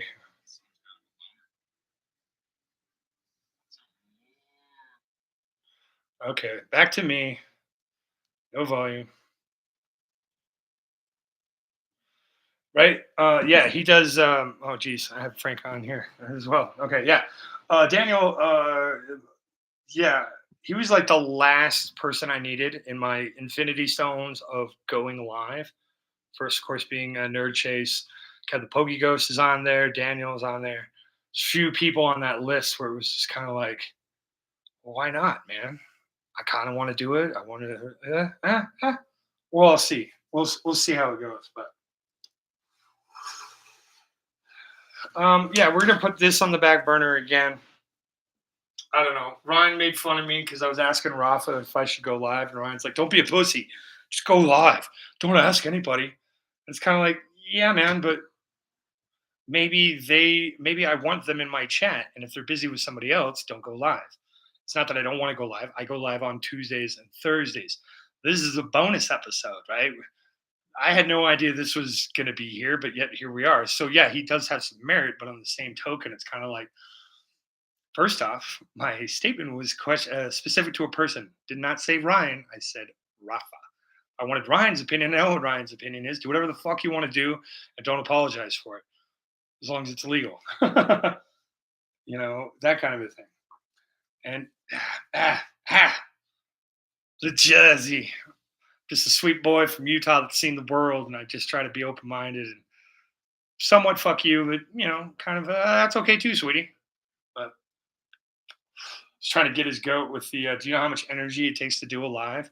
And it's like, bro, I get you're sick, but all you have to do is he's built himself up in a way that all he has to do is go live and put his shit up on the shop, and then he opens the cards and reads chat. The stage is set for him. How the play goes based on chat and the cards. Very straightforward. I will never say that shit is easy. It is straightforward. You've got these are products people have paid for. You must care about them. Consideration, handling, all this other stuff. Then you throw in the wild card of chat, and then it's just like, oh God. And then if he happens to have a guest there, uh, what happens? Did he miscount? Did he do this? Did something? This is other people's money. I have it on the other hand, very easy. I have nobody's money, and everything I need is in my head. So we have differences of energy uses. His is just being entertaining, being personable, being Ryan while opening packs. Me is the same kind of thing, trying to be entertaining and then putting paint on the canvas and maybe signing some shit. And you guys get to learn some stuff. What I want to talk about, do I script it out? Do I do this? How much energy am I spending on this? And then I need to rewatch it so that way I can write down my mistakes. So then I've got this whole self-esteem check waiting and ready and locked and go. And if I don't catch it, then yeah, it's terrible because then I won't know what to fix. So, it's fun. It's fun. Yay, therapy. Therapy on YouTube Live with my buddy Frank. Oh yeah, dude. You need to let me know about shipping. I need your signature.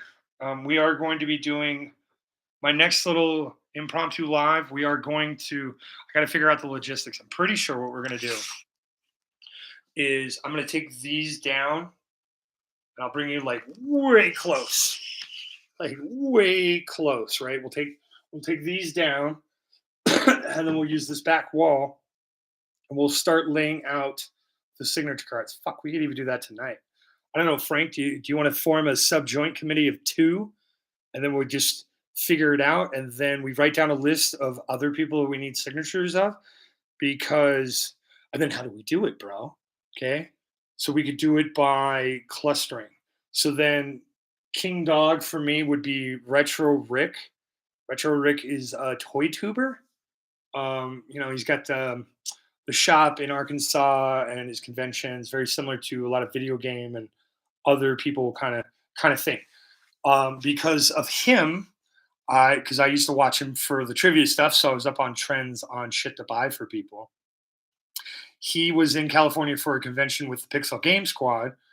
Uh, Not going to include them because him and Ricky are just crazy, and we don't need to do that. So like Retro Rick would be at the top, then it goes to Vault because Retro Rick went to Vaults, had a video on Retro Rick's channel about Vault. Vault got me in there. From Vault, then we get to CTR. From CTR, then it kind of all branches out. Then we have Ebony Unicorn, Hollow Hunters, and then another one. And then from there, so like Ebony Unicorn, Pokey Jack, other people. Hollow Hunters would be Frank. And we'd have like a wild card line that would shoot off of Vault, which is Pokemon Cam, like a Vault CTR mix. That would be Charlie, Mike, Cam, various other people, right? And that could be fun. And then once we have that kind of lineage out, then we have to think of who learned from who, right? Because even then, Frank, you would be on there. Because then I consider, well, and then Rafa would be somewhere in here, and then Ken the Pokey Ghost, and then Nabcore and Chaos Collects. So I feel like it goes you, Frank, Nabcore, Chaos Collects. And then that's Frank's little YouTube lineage line of signed cards. And then once we get it all together and we have that like genealogy web of signed Pokemon cards and etc. Because I really wanted you to sign that One Piece card, brother. I wanted it, man. Only One Piece card I'll ever own would have had Frank Mankey, your Frank Maniac's signature on it, and that could have been kind of cool. To be honest, okay, right. So yeah, right. Okay, so I don't exactly know the lineage here. So maybe Nabcore said he fucking learned it from somebody. Was it Matt Gooch? Matt Gooch doesn't stream, but he's in all the streams. But Scissor Gang, Pokey Jess, Scissor Gang Jess, definitely an offshoot of Ebony Unicorn and Pokey Jack, right? So there's a good line. And then yeah, Ebony Unicorn was technically Vault. So then I guess Vault and CTR would have to go like this for me with Retro Rick up top. And then we have the side branch just like angled down. Hydra. Okay. Right? Hydra could be in there. I've seen Hydra in chat. I've not gotten the pleasure or the privilege of looking into his channel, let alone seeing his live. Broly Poles is in there as well. I got his signature coming. It would be fun to talk to these people about it and then organize it like that. And then it would be the YouTube tree of Pokemon. Right? And then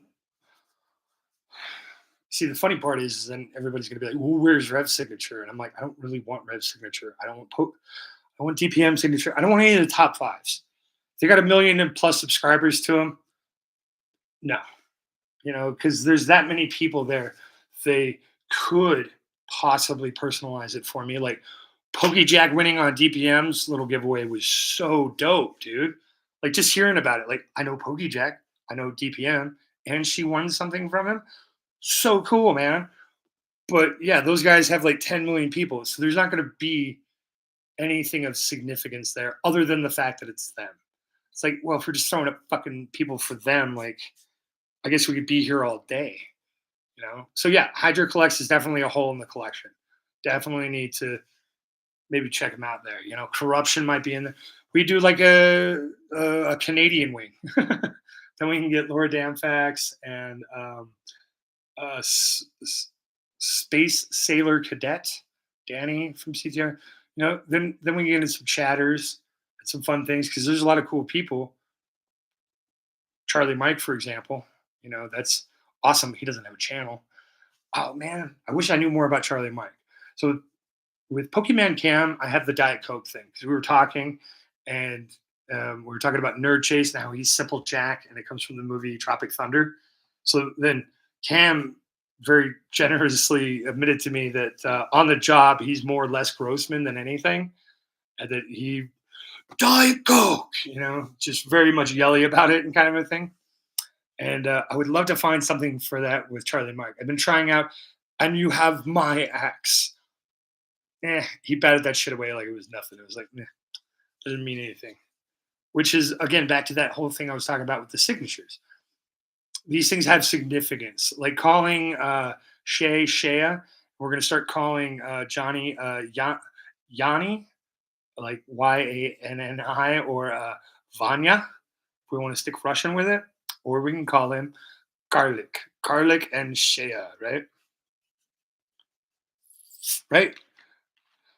And see, and Charlie Mike's in Ebony Unicorn, Pokey Jack. He's in Vault. You don't really see him in CTR too much. So yeah, that's where I feel like the break point would go. That CTR and Vault are in that 100, not quite 200K, but over 100K check mark kind of thing. I think it's kind of cool.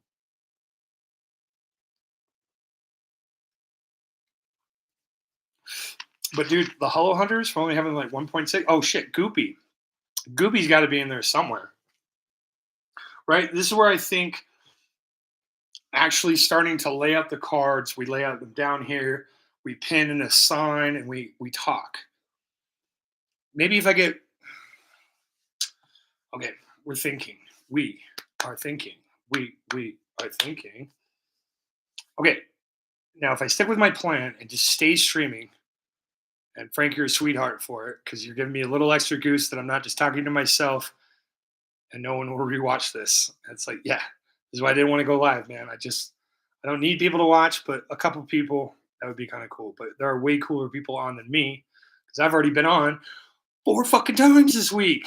Kev's only been on once, man. Like, I'm kind of sad that I'm missing it, but I don't know, man. Maybe letting who knows what the hell will happen. We don't have to force nothing. Everything is cool. But if something cool would happen, right? Right? And that's to Ryan's point too. Don't ask anybody. Just if you're gonna go fucking live, go live. Devil come what may. But at the same time, but it's just like shit, man. Frank, I've tried to watch your more.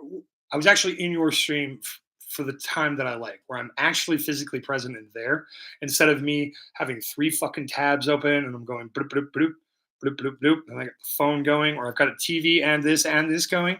So then I've got Kev the Pokey Ghost on the TV. I've got you on the laptop, and then I've got the Truman Show that they're going to ask me to be on. It was kind of a fun thing. I was talking music and a little bit of movies and things, kind of what I wanted this channel to be like, where, hey man, just throw out a pop culture thing. Let's chat about that movie a little bit or talk about our opinions, right?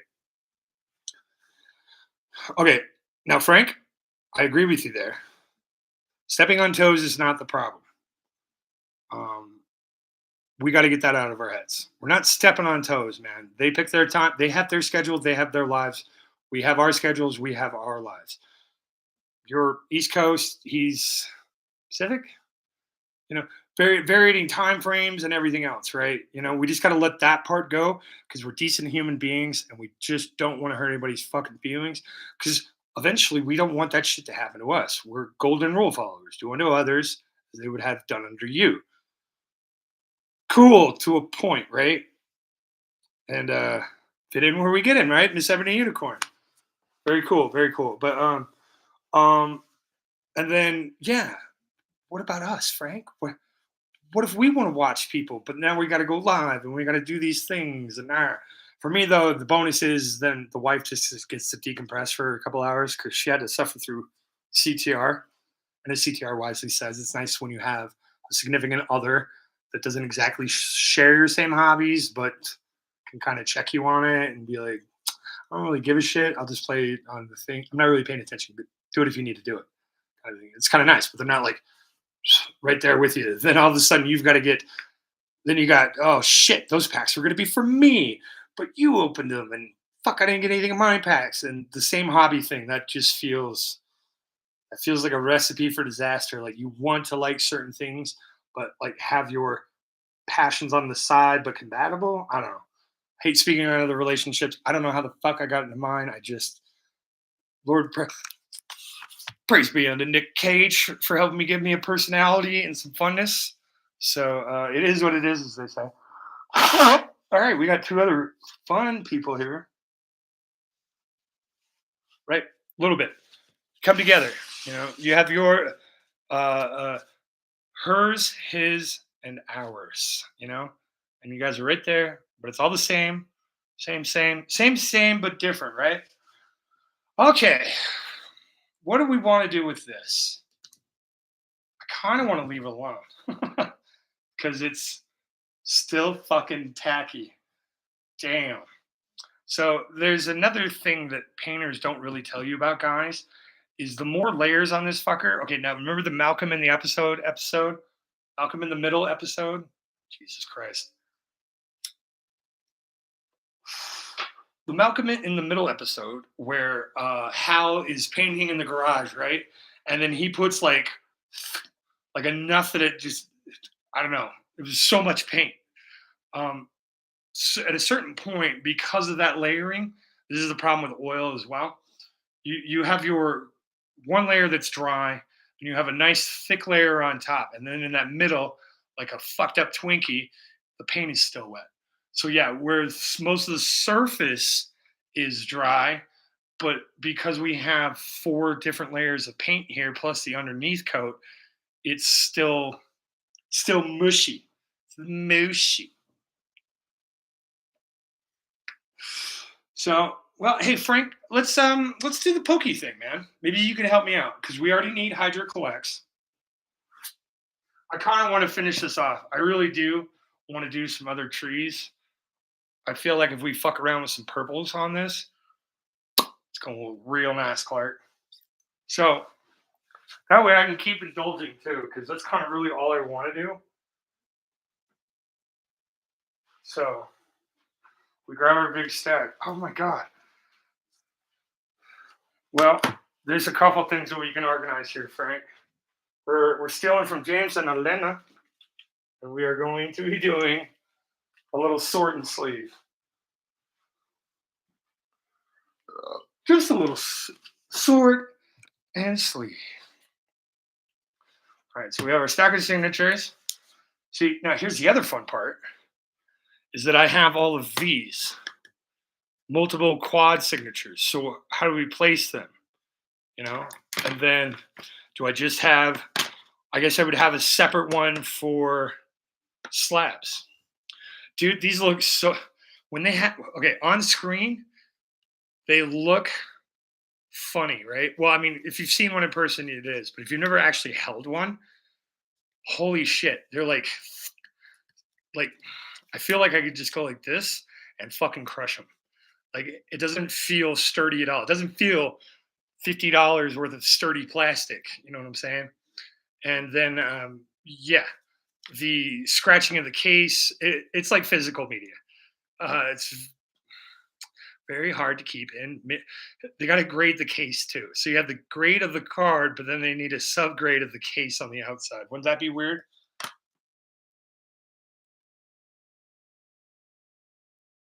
Might have to sign a chart. You assign. Oh, okay, okay. See now, Frank. Now you're talking my language, baby. Because like with this one, just your standard basic set Pokemon. Way fucking cool because it's a cat, right? But this is kind of neat because it has an art right now because there's so many signatures on it, you can't really see it, so it's not a good example. But not to shit on Cam, but if I had the Ascended Heroes Butterfree or Beautifly, and he signed that, Jesus Christ, that would be pretty good, right? Grade my graded slab, right? And then on top of that, then you could have a plastic one. It's great. You could go nuts. But case in point, though, yeah, yeah, vault signature, even the nice ebony unicorn tarragon, where you can still see some of the art. Hollow hunters are always fun though, because they always do the triangle part, which is neat because I do have one where guy like covered up the only part I care about is right there. I care about that tongue and the placement near Ghastly. That's it. This is the first card I ever fell in love with Pokemon. Is that right there? Just a little ass looking Gengar onto Ghastly ghost type sexiness, right? And then yeah, then I guess I would have a collection of quads. There'd be that. Then there's also this other thing where I have so that's his first one, and then this is his more recent. I'd say about 6 months later signature. So then, do I drop it down? Do I keep it like this? Display options.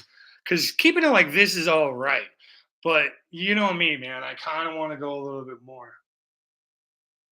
Sending some cards to Ted. Okay, Satcha. Jesus Christ. Sorry, buddy. Sasha. I assume you're in the States. Are you, in fact, in the States? Because if you're in the States, you have some options, right? Your big boys, which are now one, PSA, BGS, right? Oh, dude, no wonder we get along so well. Utah, buddy.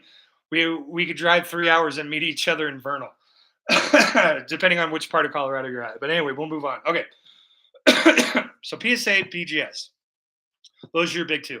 Next tier down, and they're both behind. A lot of money, a lot of time, just to get them there, to get them there, for them to sit, to get them graded, to get them there, to get them graded, and then back to you, right? 6 months, $50 a card. If you're kind of doing a timely thing, maybe you get a bulk submission. And then I swear to God, I fucking hate people that are pissed about upcharges. I get the expense, but do you want your slab to be owned by FedEx and then you get nothing? That's the risk. It's a mail. It is traveling. People can do all kinds of crazy shit for no rhyme or reason. It could get burned. It could get lost. It could get stolen. It could get shit on by a dog. It could get fucking accidentally dropped because some dickhead fucking ran into the truck and then it flew out the back. And then all of a sudden it's just like, well, fuck, man. Our driver died in that accident, but you're a dickhead thinking about your plastic cards, and we can't do anything because you were cheap on the upcharge. You're going to have that a lot of problems with a lot of grading companies like that. So it's a question of how they do business, how long it's going to take, and then ultimately the aesthetic appeal. Me, I don't get. I only had Goopy send mine off to PSA because it was funny at the time, and that's what Goopy does. Like I didn't have to do anything. I paid him money, and he's handling it.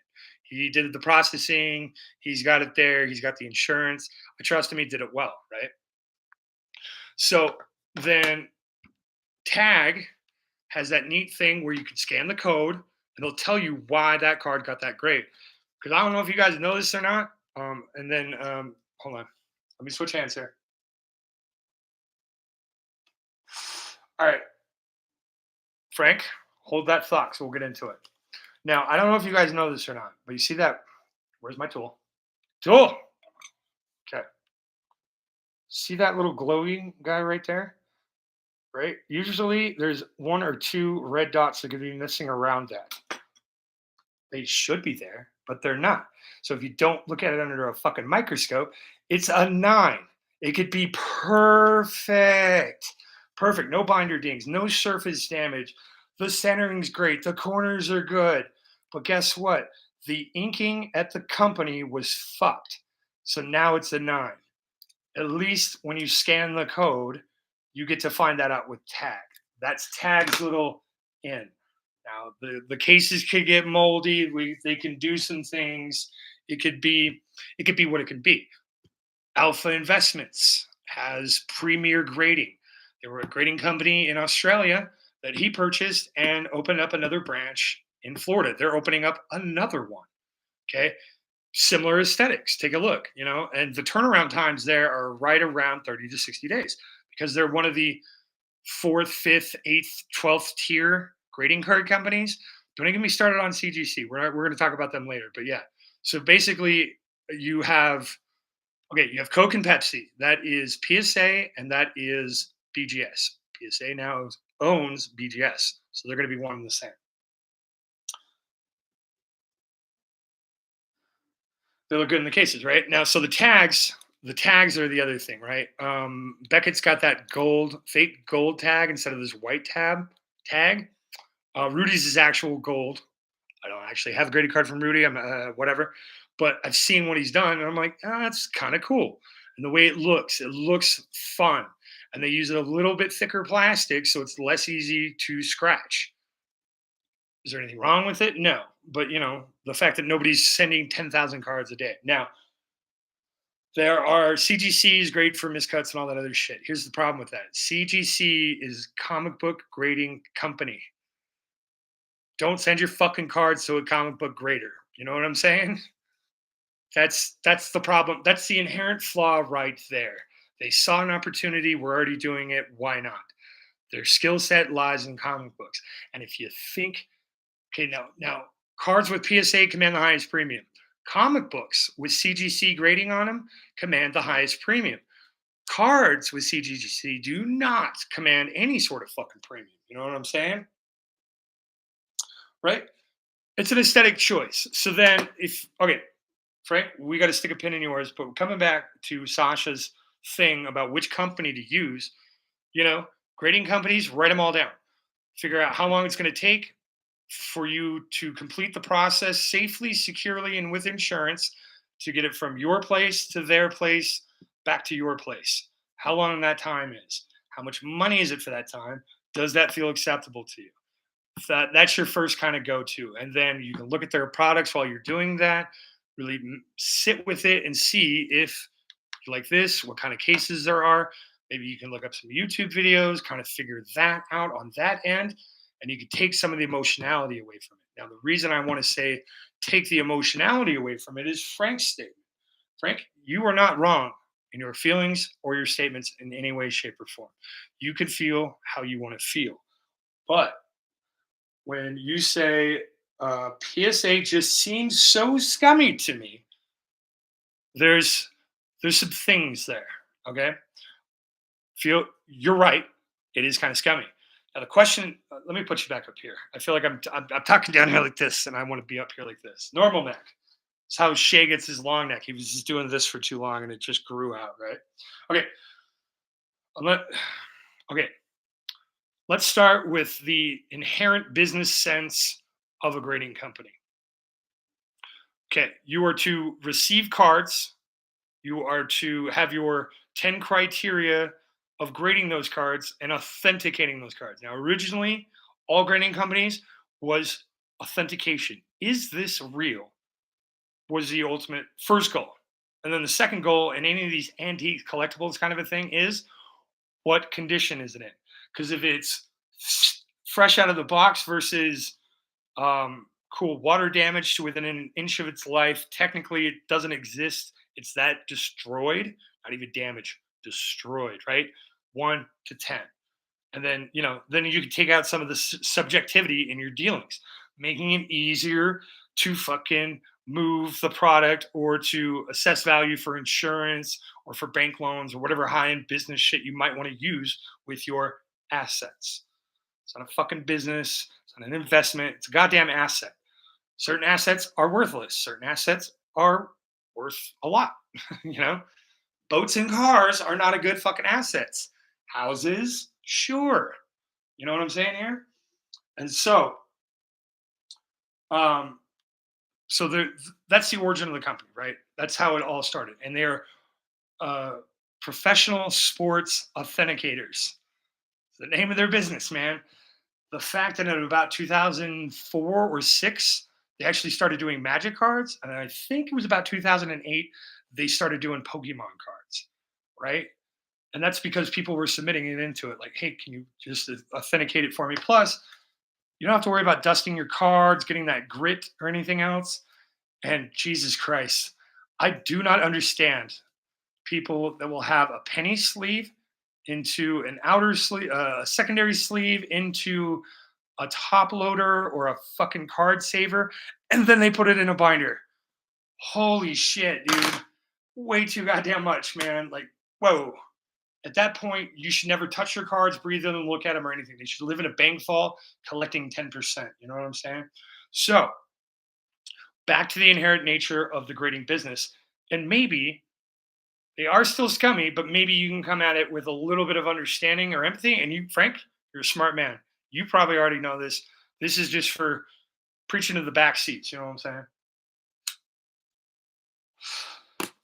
Error rates. Okay. Someone has trusted you with their card. You have received it. You've processed it. Now, you process 80,000 cards every single day. What is your acceptable error rate? Because shit will happen.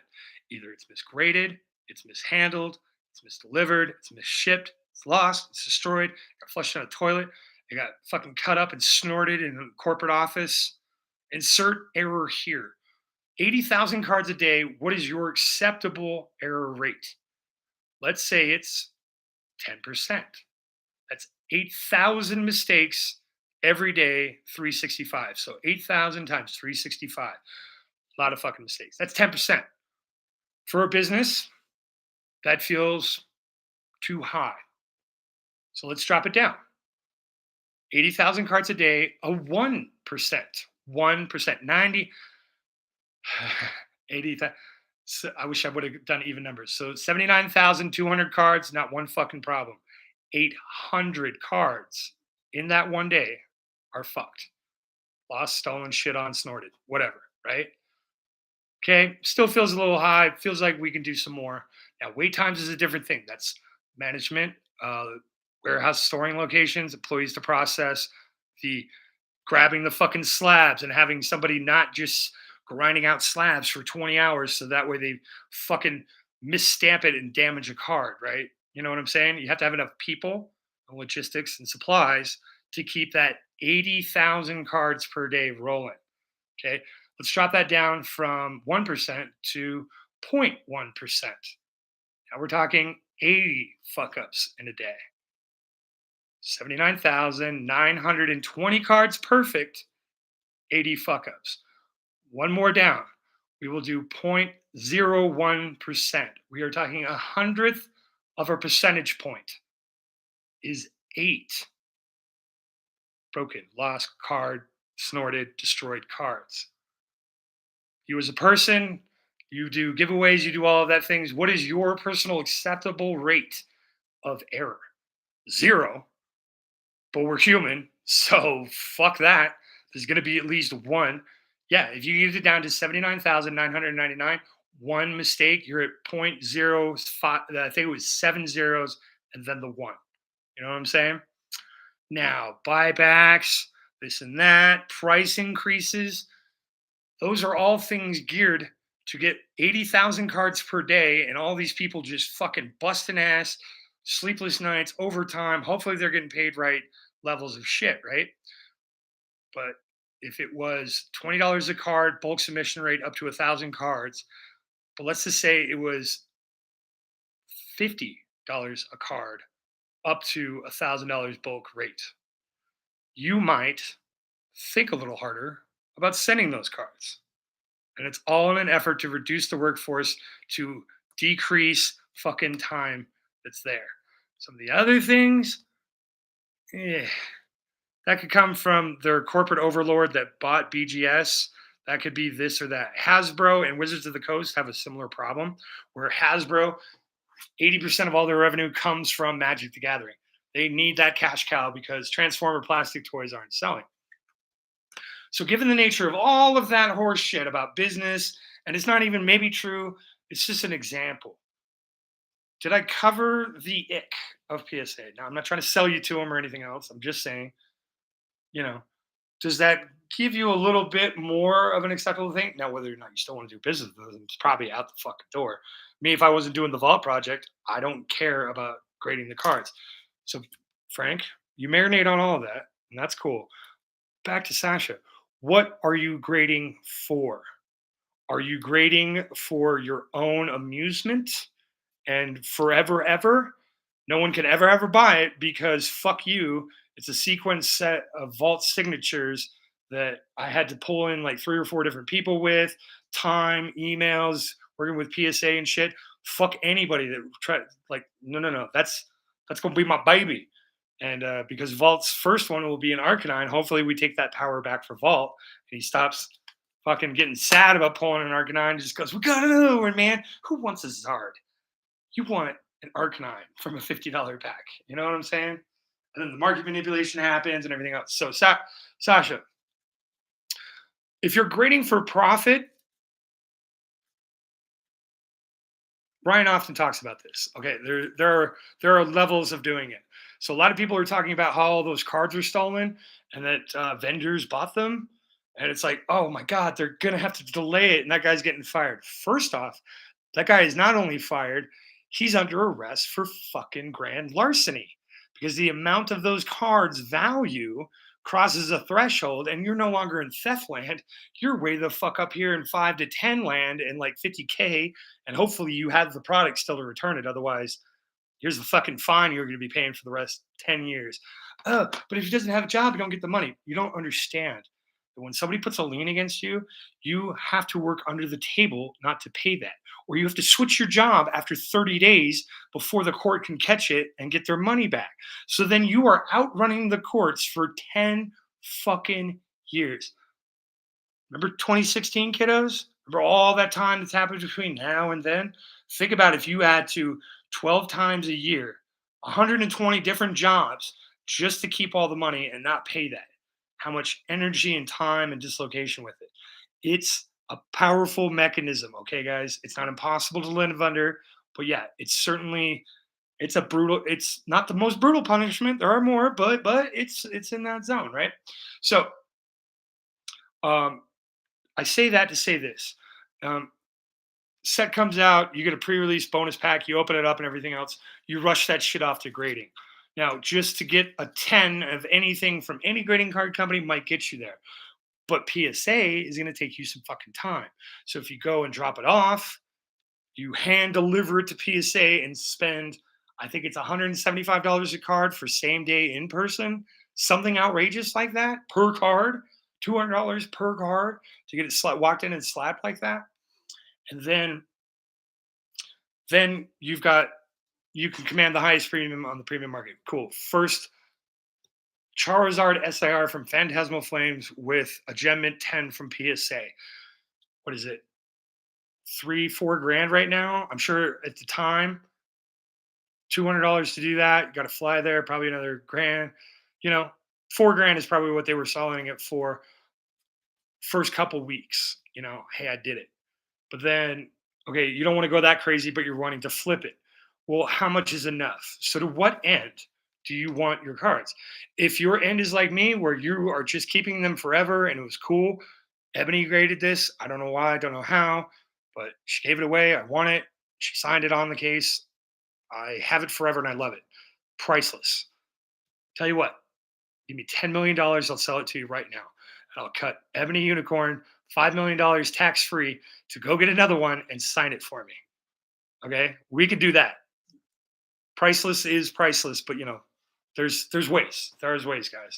So, Sasha, long-winded answer for all of that. Frank, hopefully I didn't hurt your feelings or you've run off or anything else, but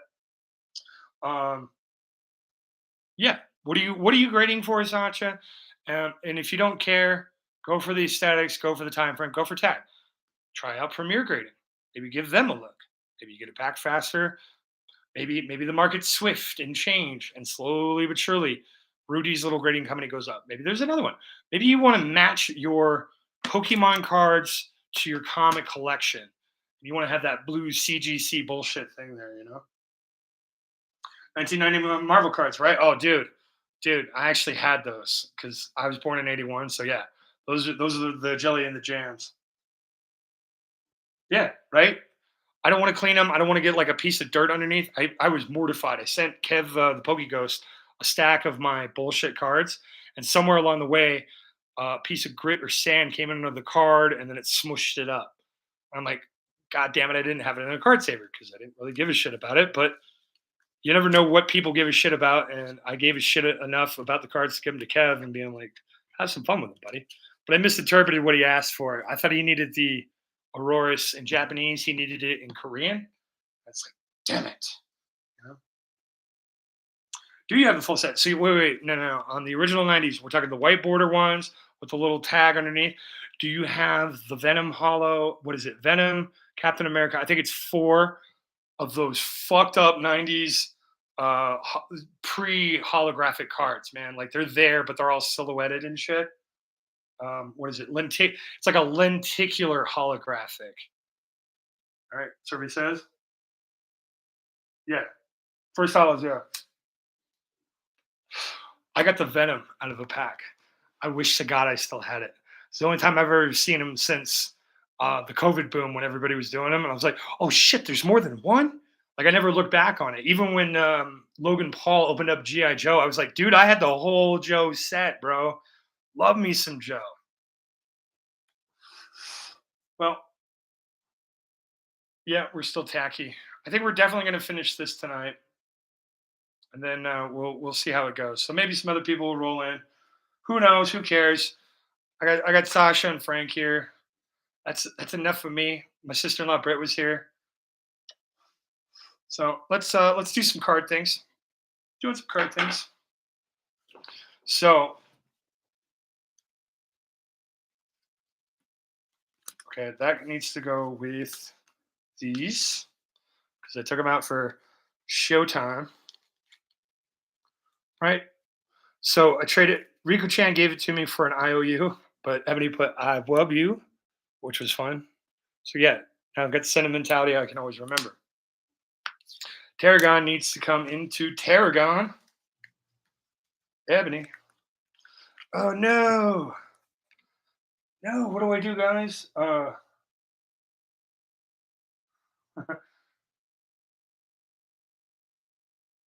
dying. Back of the holograms. Yeah, dude. So much fun. Oh god. That's probably a G.I. Joe joke too. Okay, guys, here's the problem.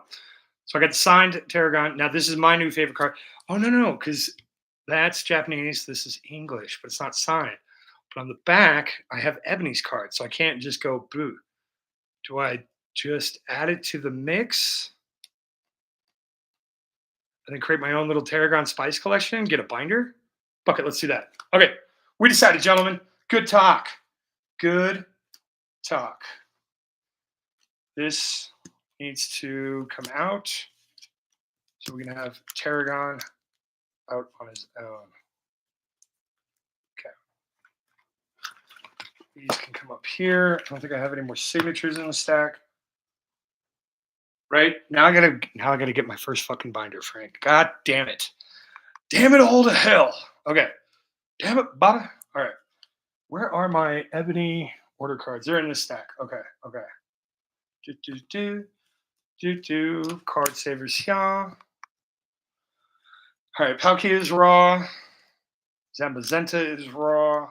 How many cards were in a celebration pack? Am I missing some?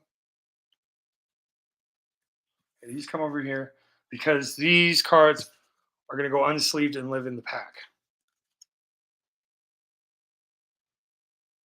I need a one-piece binder, right? And that's the kind of the way it goes. Okay, this team bag can go over here. Beedrill's got a bunch of shit in it. We don't need you in there. Yeah, these are going to be signature cards. Ah, Woda, order 2531, 2531, 2345, 2487. Oh shit. Oh short. Yep, there we go. 2509 and then 2531. Because I actually did put my ebony order cards in order number. In order number. And there we go. um, maybe I'm Ebony's biggest fan too. We're fans together. Who knows? Right, man. I'm kind of finding that with Pokemon here, Sasha. Like the One Piece is cool. That art style has never really been anything to me. Like I kind of laugh at the guys that jerk to that stuff. I'm like, really? Like, hey, sexy is sexy, man. You can appreciate the attractiveness of anything. But the guys that are like really into Tomb Raider, Laura Croft, fucking 8-bit cone kind of thing, I'm like, dudes, fucking dudes, do something with your life other than jerk it to animation. But then again, that's kind of shameful. Don't do that. Okay, these are all those top loaders to come off. I don't do the whole thing. Fuck you. Oh my god. These go in my promo stack, so we'll put them with Tarragon because these actually came from. Yes. Well, my wrist hurt. I don't want to fucking do that. Yeah, I know, Sasha. I know. But yeah, there's some guys that are just on bated breath, like, oh, God, fucking the new white shorts, Bunko Babes too. It's like, yeah, with even bigger titties. I'm like, the titties were already pretty big, guys. What are we doing here? Let me put these actually over here with the promo collection. So yeah, I have the Ascended Heroes 3-pack tech sticker collection promos. I got that whole set. And then thanks to Galaxy, I have the 2-pack promo collections. I didn't have to buy any of them, thank God, because holy shit. All right, did we ever get a... These came from James and Elena. Did we ever get an answer on how many cards come in a Celebrations pack? I want to say it's 3, because 3 are sitting here. More EXs. Don't know why they're there. This one was gifted to me by James and Elena. Don't have a signature, but when I come hunting, motherfucker's gonna sign it. So we give the top loaders to my buddy. She's great. She opens packs in her car for shorts. Saw one guy just chucking cards to the side. Red lights mean open a pack.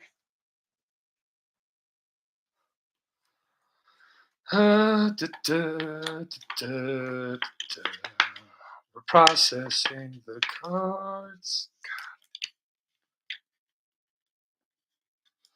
Right? And here's my other problem. Like, be precious about what you love. Don't get me wrong.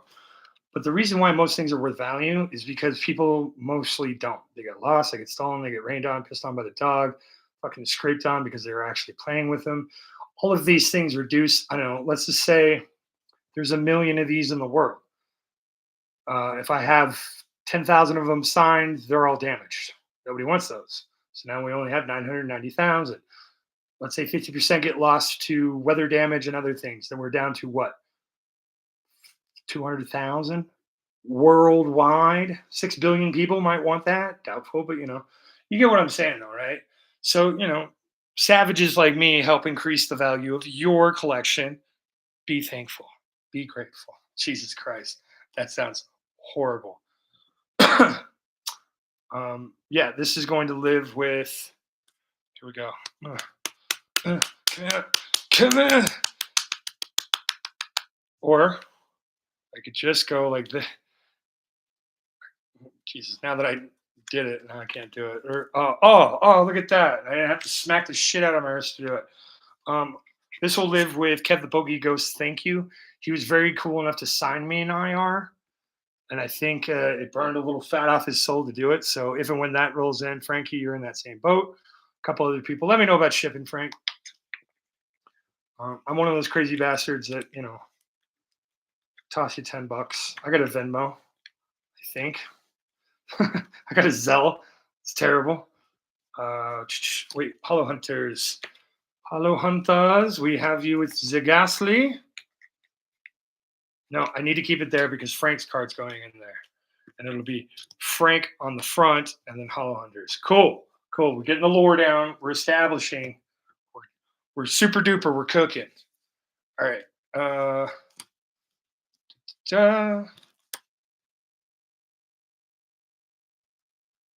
Kind of want to keep the Yveltal out because the Yveltal goes with this Yveltal. Yveltal. But I like this one because of the color swirls. Gives me art ideas. Fuck it. I want to keep it for posterity. I gotta pull this son of a bitch back out. You know how hard it was to get that fucking pack in there? I'm sure you guys do know. And it's awfully fun. Okay, now that we've got the prize in the bag, let's get the fries to the customer. You're my number one customer. Come on, slide over. There we go. There we go. There we go again. When I buy my packs around. Oh, I gotta cover up the sticker. That's fine. So yeah, Unified Minds from Ebony Unicorn. Got the card in the back. Got the cards in the pack. The packs in here are also in there. And then we got the Evolving Skies minus the Yveltal. I should probably just put it in there. But yeah, Nerd Chase, Hollow Hunters, Ebony Unicorn. We've got packs. Oop. And there it'll live. And I will remember it, and I will pet it, and I will pet him, and I will love him, and I will call him George, right? Sasha, appreciate you, buddy. Don't get fucking fired for Pokemon. That would be an awfully big adventure, but just don't fucking do it. Okay, I'm going to take out the Yveltal. Because the Yveltal is an art inspiration, we are going to be doing Surfing Beach. Man, I had a chance to win a full art surfer from fucking something. I should have done it. Because then I could have the surfer with the beach, and then the display would work a little more, right? I mean, choose your own adventure, Sasha. Depending on whether you got earbuds on or not, I could say soft, nasty shit to you, get you a boner.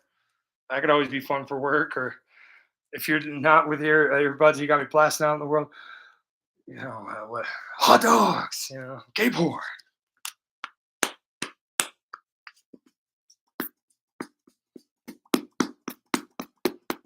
All right, little meat packing sounds.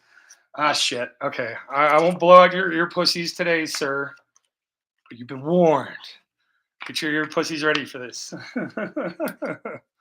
That's a Tenacious D joke, guys. Everybody breathe. Breathe. Damn it, I already had it. I got lost in the sauce. I have two. Well, into the signing pile you go. Nice. We'll figure out what we're doing. Okay, so now we have Surfing Beach, New Veltal. Eventually, also with the art, we want the Tree of Prosperity, whatever. And then we've got the Hoyt Tower or whatever the fuck it is, the little townie. I don't know. It was fun. Thank you, Rika Chan, for those ones too.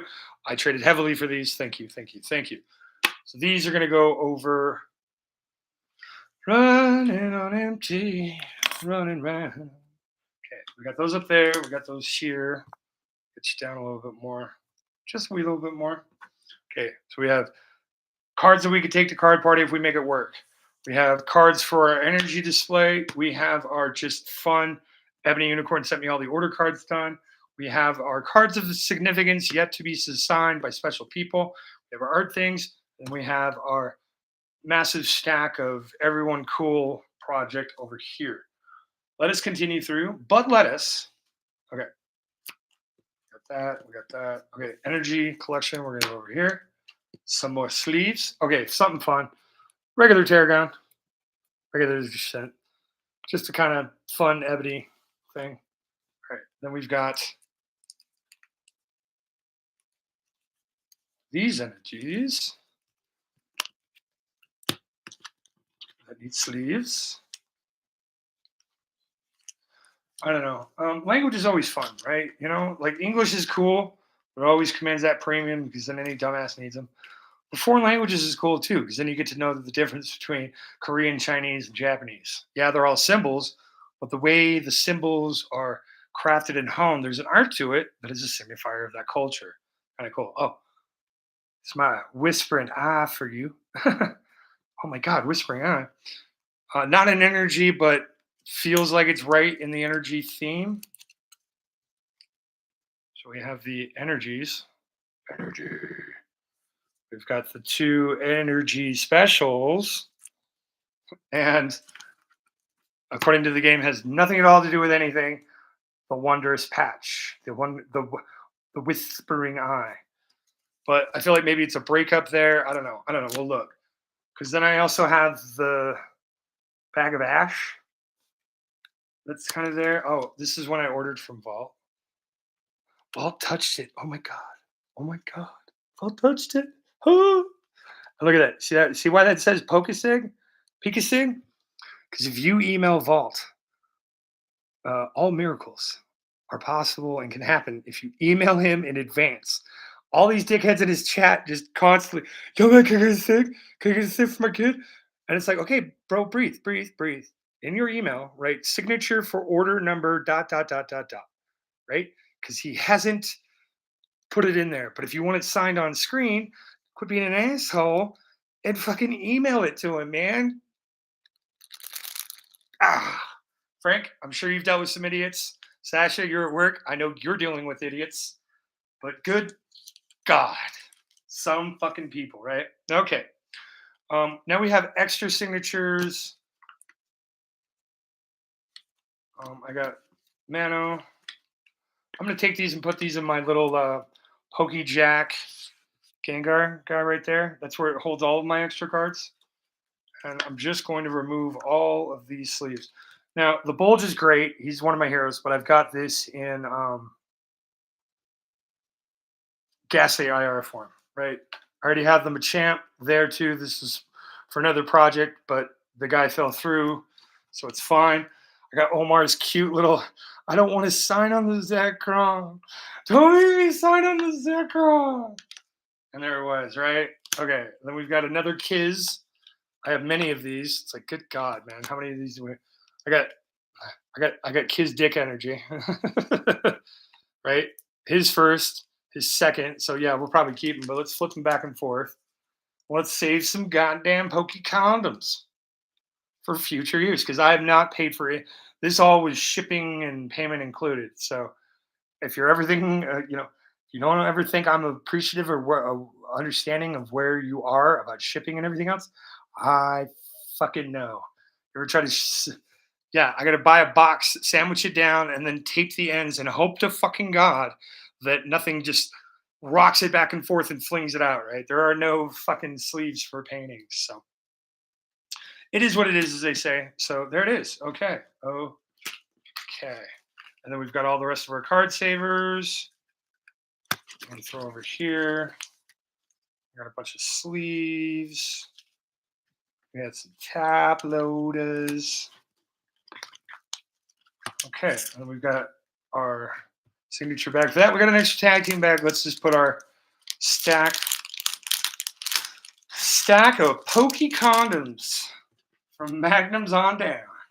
We got them all here. Sheepskin, barely there, ripped for his pleasure, vibrates for her pleasure. We got them.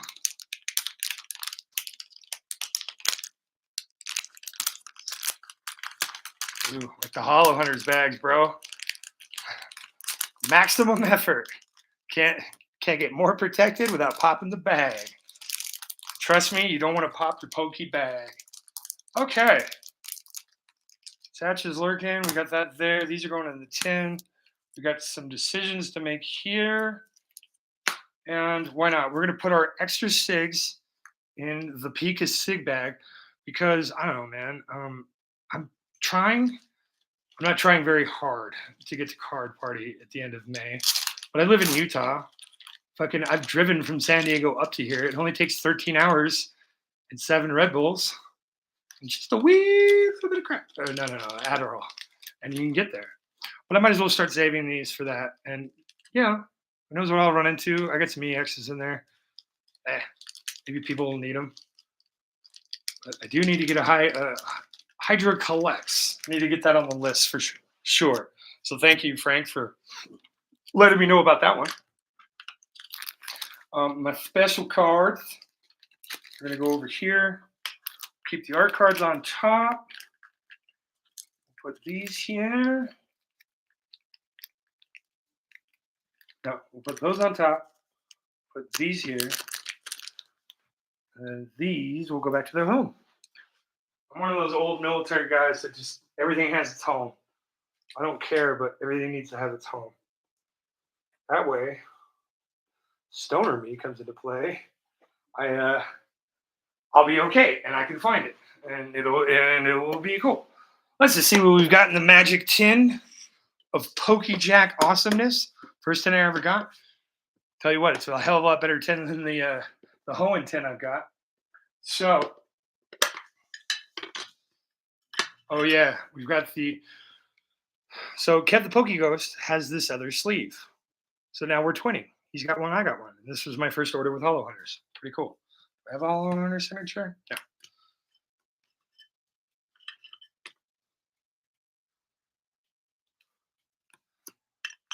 Oh yeah. And the thing, this is the karaoke thing I don't want to show. And then yeah. And then I got a Jack original signature too. With the Scissor Gang and the Gengar card that goes with it and the Mankey card that I pulled. And she was cool enough to I got the Mankey one, but then she was cool enough to have the one. Jack is very cool, man. Oh, it's in card form. So cool. And then yeah. Oh, I got a claw and then a duck. Right. That's how it worked. So there's all of that. And then what do I got? 1, 2, 3, 4. Cool Trainer Ryan extra 6. I've got a Jujudon. Scraggy's awesome. Hey, look at that. Wondrous Patch. Cool card. And then Katrina's Fortune. Right. All right. I already have 7 others. Like, what do I do? Don't want to shit on them neither. Coins should live in my coin collection, but we're just going to keep it there. We're going to add the extra signatures there. We're going to call that portion of the process over.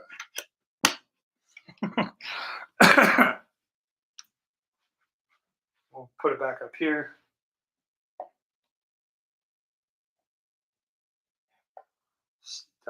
Star. Okay. Now we're finally back to art. We're back to the art. Now, I don't know if we want to use these two. I don't know if we want to use these two. So we're going to put them over here. Now, is there an order to energy? Now, in Magic, it's Wooburg. Well, it's usually, back in the day, it was blue, white. I showed you the board. It's out there. My brain is now locked into Pokeland and I can't think. So is there an order to like fire, steel, water? What's the first energy usually listed? Is it like a list? Is it a popularity thing? So then can I get in real enough to show you? Get out of here. Get bored of me. Okay. So then we've got,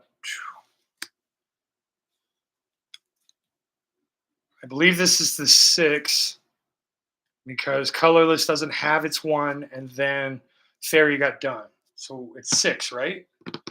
There's no V stars because that's different too. So is this all of them? Right? And then we could even stack them up like this. We just have that feels a little wonk. But then we have these guys on the side. So it's like our own little deal. Do I need to prop you up, guys? I feel like I should prop you up. Do I have something that's proppable? Yes, I do. Yes, I do. Da-da-da, da-da-da, da-da-da.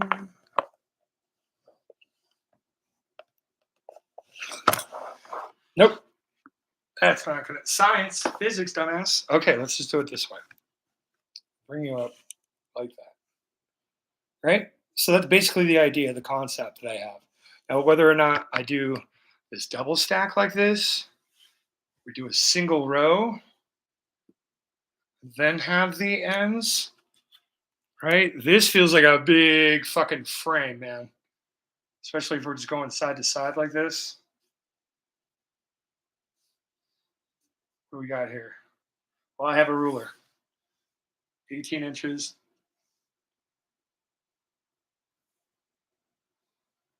Love this purple thing. It's the wife's. It's got magnet friendly stuffness to it. So 18, and we're looking at about 22 inches. So 24-inch frame. We could do it like this. We could have the conga line of Nihil Zero and Ninja Spinner. Fucking all holographic full arts. Like I wish the energy cards were full arts. Let's see here. Lightning. I don't have fucking lightning. They didn't make fucking lightning in this shit. Jesus Christ, Frank, there you are, lightning, bro. Neither of them had it. Nobody gives a fuck about lightning, right? Okay, so wait, do we even have lightning on here? Yeah, fucking lightning there. Fighting, psychic, water, green. So what is it? It doesn't have its fire on it. Okay.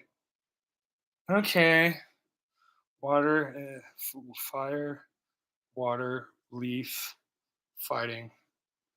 Yeah, but this one doesn't have fucking psychic on it. But that doesn't matter. Fuck.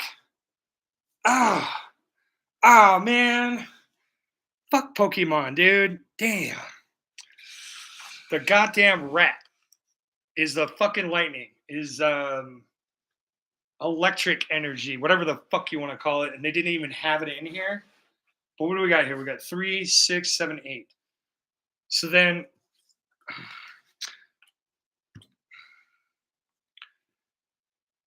I guess I got to draw my own fucking lightning energy now. Well, it looks like there's an art project. Now, Wondrous Patch does look like the psychic energy because I'm new and I'm dumb. Now, is that something a normal thing does, or is that like significantly frowned upon in the Poke world, Frank? It feels like it's frowned upon. It's like that's a Wondrous Patch. That's something different. But only psychics can use it. You need psychic energy to activate it. I can't actually read the language, but I can see the symbol and I understand. I have the components of how the game is played. Motherfucker, dude, I'm so pissed. Didn't they do this in a previous Frank? I know you're kind of new too. I don't mean to throw it to you. I'm kind of in a limited Google space.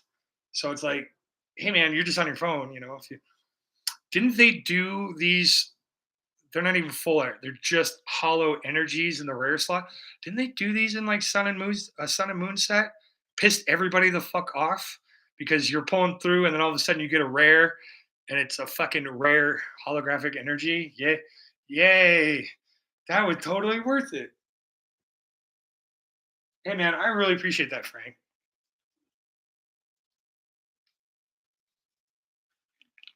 It's one of my other chat pet peeves. Like be upfront with me and be like, yo, bro, I'm just fucking lazy. I don't want to go out, so then I have to reset my top chat to all messages and I'll probably forget and then people will try to talk to me like help a brother out. If you know offhand, let me know. And if you don't, then I'll be like, well, fuck, let's Google it and find out together then. Like Ryan's kind of cool. Every once in a while, he'll just fucking stop the show dead in its ass tracks, and be like, cool, let's do it. Usually it's to, oh, you said something funny, guy. Yeah, let's just see what your profile looks like. It's kind of funny. Yeah. Okay. Yeah, it's really hard looking back on old Pokemon sets with vague information like that. Because man, oh man, what is there? It's like 178 sets in English, let alone a different language. And then it's like style and art type. Like I love the people that collect the artist. I'm gonna master set the artist. Like that feels wild and rough. Like oh shit.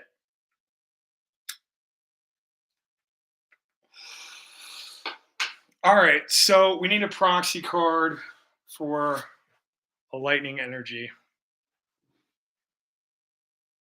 I just put all the cool things away. Damn it. So okay, fuck it. I'll track down a lightning energy of some type, and then I think that'll change the position of this to this.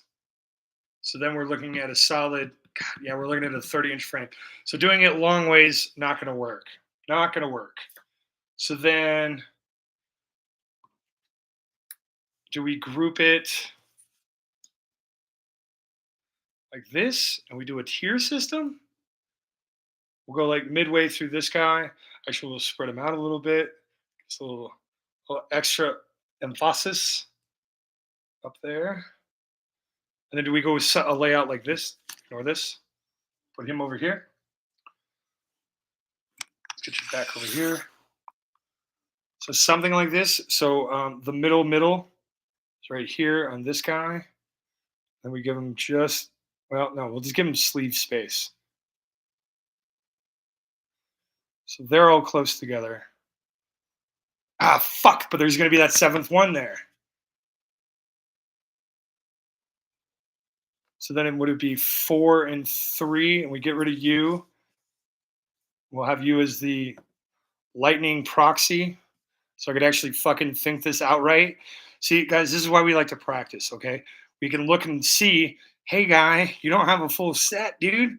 You're missing the lightning energy, bro. And then, then I might want to expand it out. Like, okay, do I want to get all the rest of them? Were they missing one? And then maybe I just do the 2 and say, fuck all these other ones. We just have this. So then we do a nice little cheerleader tower. We're big into cheerleaders here. We liked Will Ferrell and Sherry O'Terry on that shit. All right, there we go. Well, if I do it like this, you don't have to see it at an angle. You can just fucking see it. How about that? All right, now when I did my Magic the Gathering one, oh man, I agonized over that for 2 months. A month and a half of that was just card selection, right?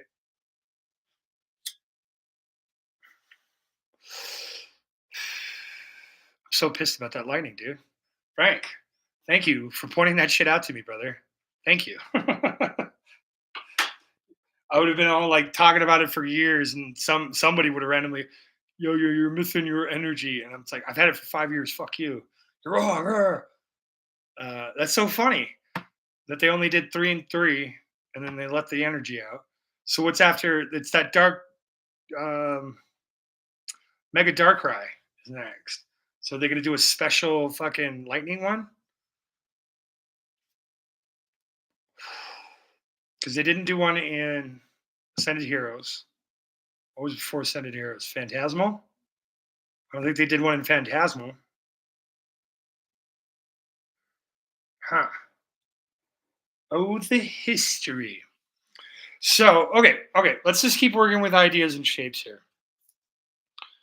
This is our other proxy, so I'm actually going to do it this way so I can not think that this is 2 psychics, but our proxy for our lightning. Maybe. Okay, maybe we do highlighting guards. Okay, so they're on the side like guards, right? And then we come up here like guards. And we have these guys over here like that. Oh, yeah. And then we have the circle. The circle. With our guards up top. There's little highlighter lines. Gives a little thing in here. And then maybe, yeah, if we had the lightning here, then maybe, the wandering patch could go right here in the center. And of course, we would make it a little bit more circular, but just we're just thinking. We're just seeing because every once in a while, Magic the Gathering has a card that's like this. Maybe there's Sidewinder energies that I could actually add into this. You know, because the cheerleader stack that just feels boring. Just feels boring. If I might as well put it in a binder then, right? Where's Dele?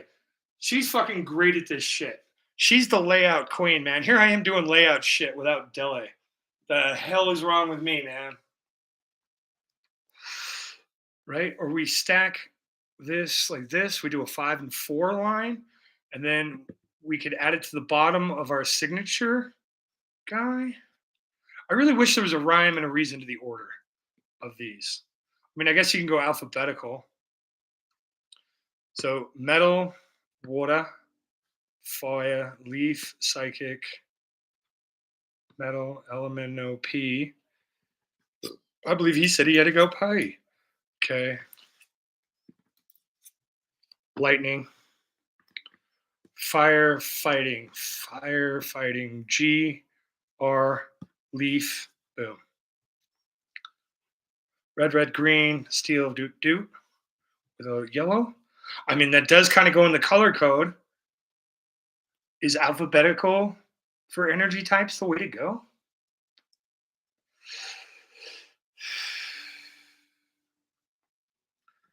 All right, let's get weird. Why not? Let's do a nice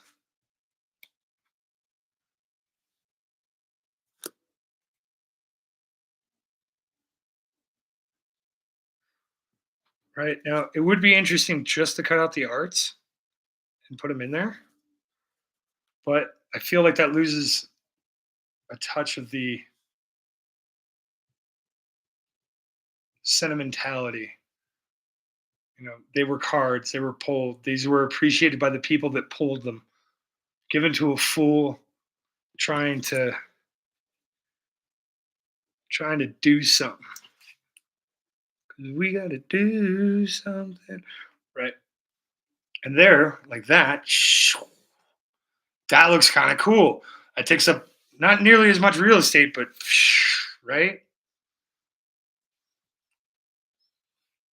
We throw that in there like that. Little side guys, post them up like that. Maybe we sprinkle in some other cards from Ninja Spinner that I've got, and he heals 0. Now, Frank, what I'm doing here is a precursor to what I was talking about with that YouTube generational web of signatures that I now need Hydra collects for. So that way I can put him in his appropriate genealogical order with you. And that'll be cool. So yeah, this when I talk about what we're doing here is like, yeah, we're literally shuffling the cards around. This is the most these cards are ever going to get played with. Even then, let's just say we had that 6th one, right? Do it like that. I think I made a 4-ball dick. Yay! Yeah, you always got to do a dick check in your art because everything phallical is automatically a dick, no matter what. Everything's dicks and boobs, man. How many foods are shaped like dicks? A lot, and they're all the good ones. So maybe in the same line, then we break it down a little more. Do it like that. I'm just hoping some fucking trailblazer is going to come on in and just. It's going to be Dele. Dele's going to be the goddamn trailblazer for this project. That's for sure. Let's get you in here. Scoot you. Right? Tight, but even spacing around. Top of the card, bottom of the card. Even Stevens around. That looks fun. Plus, we have all the darks, color energies. But I'm still fucked because there's no lightning. Do I need? Yeah, right? Always got to check, man. If you don't see him, the 14-year-olds will, and be like, goddamn.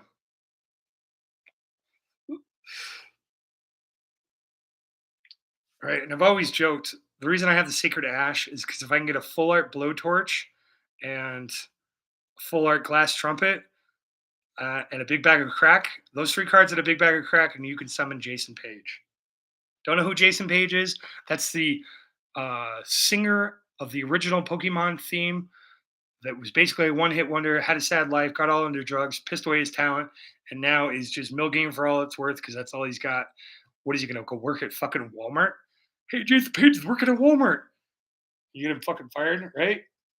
It's bad to joke about anybody's addictions or anything else, but I'm sorry, get over it. You find out about my flaws, you could joke about it in my face too. I'll be like, haha, I'm a different person now. Hopefully you don't treat me that same way. But it's fun to joke around like that, right? Yeah, yeah, Frank. He's trapped, brother. He's trapped. That's the sad thing. That's the thing you don't joke about is him being trapped. What is he gonna do? He's gotta feed himself, entertain himself, clothe himself, pay for rent. Motherfucker can't do a regular job. People know him. So then it turns into this thing where it's just like he can't really sing the song anymore. So that's a problem. Signature's a little pricey because he doesn't want to be there all day, just going right. And then, you're at a convention. Hey man, maybe you don't know that I'm the lead singer of the thing. So maybe some of those conversations aren't as like, buy my stuff, change, can you change, spare change, something like that. It's like I tend to try to operate with as much empathy as possible. It really helps me to connect with people and to understand motivations, both in a guarding sense, so I don't get fucked over by those people, and then also in the sense of, hopefully somebody will also see through some of my bullshit and some of the pain or something like that, and just, a nice little pinprick right to the heart, like, yo, man, we see you. You out here. You can do better. Right? But in that particular situation, man, he's fucked. He's a C tier celebrity at best that can't, that's still recognized and get harassable enough that he couldn't actually work at a job because then if you don't, imagine he's at fucking McDonald's, right? And he doesn't sign everything and bend over backwards for you, and then you're a dickhead and you go up to his manager. He was the rudest person ever and shit. And then he loses his job because he wasn't a singing, dancing fucking monkey for you. And then where is he? So he's fucked if he does it, and then he's really fucked if he doesn't. So I guess be fucked. Is that the answer? That's the answer I see, but I don't know everything in the world. What I don't know, I just about squeeze into the Grand fucking Canyon. So there's that, right? So sure, it'd be nice if Pokemon had a penchant for it, or he still had his talents and his skills, but his life choices led to this, and here he is. And also, people don't have to book him either. If he's being an asshole and harassing, don't book him anymore. If it's sad, don't book him anymore, or just pay him the money to not show. Here, I'll give you half to not show. Then it's pity handout and charity. That feels even worse. All right, guys. How we feeling about this? Do you got Sasha? Do you do any of the layout stuff, or are you organized by type and alphabetize? How do you organize your binders? What do you do, Frank? Same question. If you're in the ability to type, if you're not randomly fapping into something or driving. I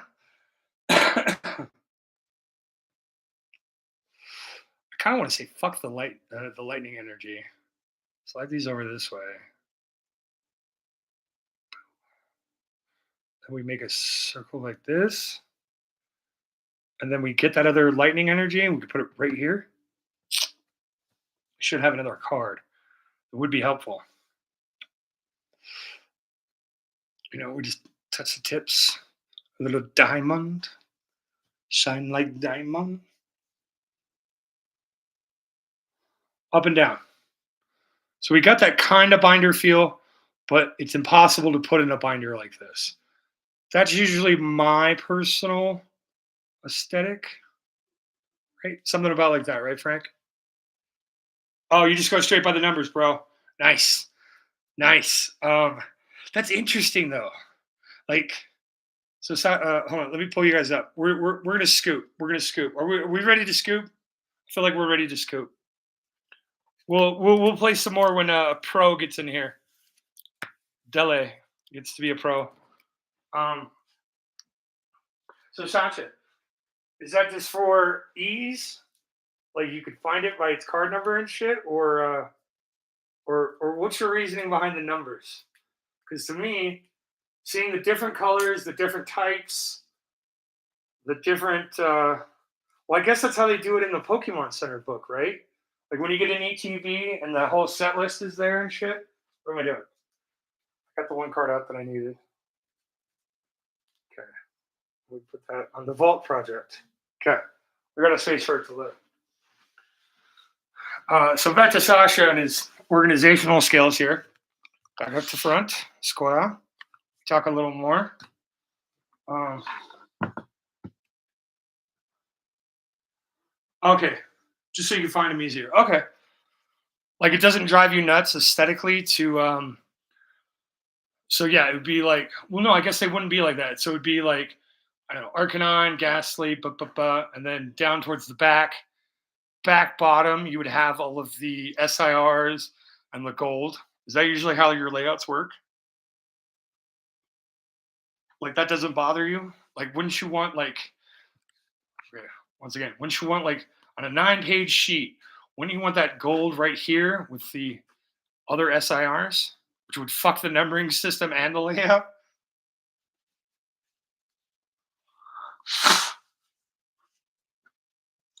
God damn it, man! I'd say that must be nice, but I know it is kind of nice.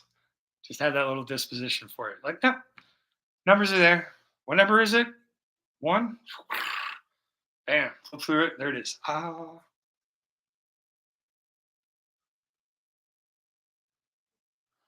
Okay, Frank, you're bringing up a great point. I try my best to go by color, but then you get new cards and you have to reorganize it all. So now, Frank, are we just talking about I feel like Sasha's in the master set game, and I feel like you're in the new one where I'm never gonna get. I don't need all of those XY promos, and I don't need the full master set. I just want to pick and choose. Let me get these cards, and then you lay it out in a nice little page, and then that's it, right? Oh, okay, cool, cool. Yeah, hey, no wrong way to collect here, guys, fellas. Believe you me, no wrong way to collect at all. I'm appreciative of it all. I appreciate the insight and the understanding, man. Thanks for giving a guy a bone and just let me know how it works. Like, well, this is one option. Because then when I see that kind of stuff, then maybe when I'm organizing that, maybe I do go fuck all the signature generation thing. Let's go by set and number, and then we could see what that organization looks like. And then holy shit, maybe something random will pop out from, maybe because Pokemon Cam will be the last, he'll be in the bottom corner, right? Because he's the last set and the lowest number. And then I don't know, because Vault's card's not there, that starts up there, and then the chain just writes itself, right? So there's just this and Chase, what you like? Yeah, yeah, buy singles, brother. Oh yeah, oh yeah. I've mentioned it many times. Each one of those signatures is roughly about $60. I don't care how you want to slice it. To get them, I had to pay for the shipping and the order. Nothing is free in this life, and if it is, you should damn well be grateful or understanding. Be like, hey man, maybe let people pay for shipping. You know, that would have been a holler hunter's old thing if I would have told them that. So it's very much interesting. So, how we feeling here?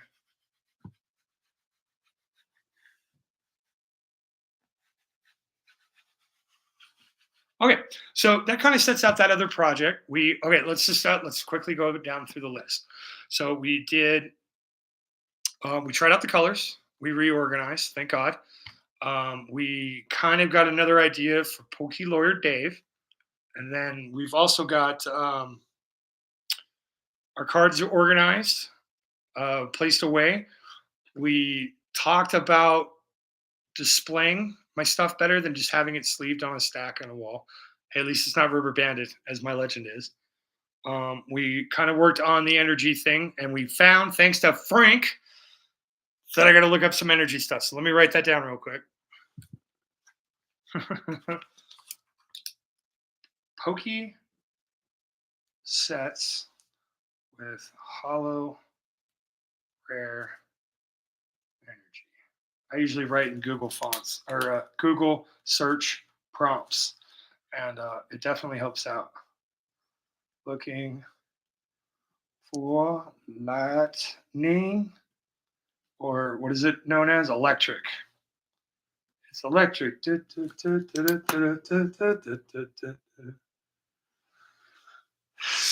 I mean, why would they do it? Now, Frank says, I'm almost positive there's going to be a lightning, right? Now, I did go through that with Nihil Zero. I was like, well, they got to have all the energies. Why would they only do three? And then they were like, oh, no, no, they did the other three in Ninja Spinner. So whatever the fuck that summer set's going to be mid-July with the alleged supposedly possibly mega dark rye, maybe to be in there. But what else energy would they go with it? Because it would need to be in threes, right? And then of course with you had the energy retrieval and then the energy splitter or whatever. Okay, I'm glad I'm making sense to you, Frank. I have no idea. I'm trying to grasp at it. Maybe they bring back dragon and fairy. Ooh. Okay, Frank. Okay, little throwbacks. Toss that bone to the fairy crowd. Like, bring it back. It's like it's not going to be in gameplay. It's just like maybe they do it in promo stamps. Aren't promos not game legal? Pokemon's fun because there are very rarely not in Magic. There are very rarely cards that aren't played. If they aren't played, they're on the banned or restricted list. Meaning you can only have one or you can't use it at all. Right? Proxies not allowed unless you have the physical card. Like if you got a beta time twister in a PSA case, you can bring it with you to a tournament and use the fucking proxy. It's like I'm not fucking playing with this guy. It's gonna be in a lockbox security. Talk to their judge. I assume Pokemon's in the same way, but I keep hearing all these different rules about what is allowed, what is accepted, and of course then you get into sleeves and other horse shit. And it's just like competitive play is great, I guess, but fuck all that noise, man. I'd much rather just that's on this screen. That's on that screen. Okay. By thingy on my screen. By it's very interesting, Frank. Hmm. I don't know, and I'm dead set that Pokemon is going to start doing collector boxes. They're going to split it because what happened with Nihil Zero? Well, okay, what happened with Perfect Order, and what is going to happen with Chaos Rising? A lot of people out there fucking projecting and doing a bunch of shit, but it's like if you're not really into Greninja, yeah, it's like the same with fucking Perfect Order. If you're not now the Meowth is playable, so cool. You can have a blinged out Meowth in your deck, and it's kick ass. So that's why that card is hot. But Zekrom, only a handful of people like the Zekrom, or am I lost in the sauce about fucking Greninja's fucking thing? Because everybody shit on Twilight Masquerade forever and ever. Now here they all are. Chaos. Thank you for swinging by, man. Yeah, I swung by your Rocket League stream last night. Didn't type anything, but just wanted to make sure I had the right channel. You're a very attractive young man, sir. I'm leery to ask you of your age, but I feel like you're of age because you're drinking, or you have an older brother's ID, or something like that. Either way, you seem cool as shit, man. So always. I do have. You are added to my signature list. I don't know if you saw all of that or have seen all of that, but eventually, what I'm going to do, Mr. Chaos collects, um, is I'm going to have basically cards like this all lined up, but then we're going to do little how the world. So for me, it's Retro Rick to Vault to CTR to Ebony Unicorn to Hollow Hunters, and then thanks to Frank, I now know I need a Hydra Collects because now I have a Frank card and a Nabcore card and then a Chaos Collects card. Sign, whatever signature you want. Usually on an IR or better. And then I can take my huge stack. I don't think you've seen this, Chaos, but you're probably already fucking gone. And everybody's like, oh God, he's bringing out the stack again. He's bringing out the stack again. These are all my signed cards and slabs that I have from everybody. Hollow Hunters, Ebony, triple nerd chase, single nerd chase, quad Ryan, quad nerd chase, hollow hunters ghastly, my favorite. I got about 5 of these. Vault. Um, 23. Okay.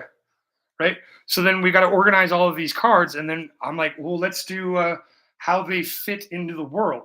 Now, Pokemon Cam is one of those fun ones where he falls into Vault and Hollow Hunters. So then maybe we got to do it in a circle. So then we're going to do some art stuff with that. We were trying to play around with energies from Nihil Zero and Ninja Spinner, plus the 2 full art energy related cards, Energy Retrieval and Energy Recycler. And then we found out they didn't print fucking the lightning in that style. So then Frank is like, well, maybe they'll print Dragon and Fairy in it and just have them be promos or something, right? Right? Appreciate it. Oh, yeah, another quad one. I got cheese. I got cheese. This is Ryan's cat, Bonita, on a Bonita card. Kiz, I got Leaf Bud's first one, if you're familiar with Leaf Bud. Goopaloop, Pokey Jack, one of my favorites. In fact, this is, I think, my second signed card ever in the collection. Nerd Chase Triple, another Ghastly signed by the Bulge. My favorite signature, Jen from CTR, gold signature, man. That lady is fucking classy. And I like them on IR or better. Full art, whatever. Flirt, cool. So Ryan and Jen couple one. So Ryan single on his birthday. This is the One More Chance. No, this is his other birthday one with Rourke and Plumber and everybody there. There's live attached to it. Mr. Vicariously, TCG. Nerd Chase's first Magic card. Ebony, look away. I didn't want it. I didn't want it, but he sent it to me anyway. I don't know what to do with it. And then my pull from Evolving Skies, got him to sign it. And then Ebony has me with some slabs. And then when I pulled Mewtwo out of Destined Rivals, sold it. I got this instead with everybody in the workshop. When I pulled it, was there. Goopy's got 2 more Ghastly IRs, 1 English, 1 Japanese that he pulled for me, that he purposely made into ones. The Japanese one he fucking put in his crotch. So I'm pretty sure there's going to be a pube that'll come back like PSA 4 mutated or something like that in it. That would be kind of cool. So yeah, man. Chaos the Collector, I'm coming for you. But I got to figure out how many people I want to do and everything else and in the world. And I kind of wanted to have meaning. Like these are all people and times that I have meaning with. And it's very meaningful with you, dude. Very fun. And, just need to interact some more, like Nabcore. We've interacted a little bit here and there with Magic and stuff like that, and he's I think he's my first favorite. No. James and Elena are my first favorite male Canadian. So Nabcore is number 2, just right underneath, doing that Canadian shit. So it's kind of fun. But we were fucking around playing with my new greens. Got some new paint. Art is all around us, and I needed to sort through and stack some cards, get some opinions from actual pokey people about what they want. And then, yeah, Frank, I'm going to sing those fucking lightning. You're missing the lightning energy. Well, where is that going to be? And what are they going to do with it? So the other question then, Frank, while we're showing that in Chaos, if you know, chime in as well. So they had the energy hollow rares in perfect order and coming up in Chaos Rising. They also had the energy recycler and the energy retrieval. Is there any more energy item cards that they might pair with it? So then it would be lightning and then like 2 more of those, or because I doubt they're going to do the dragon and the fairy thing, man.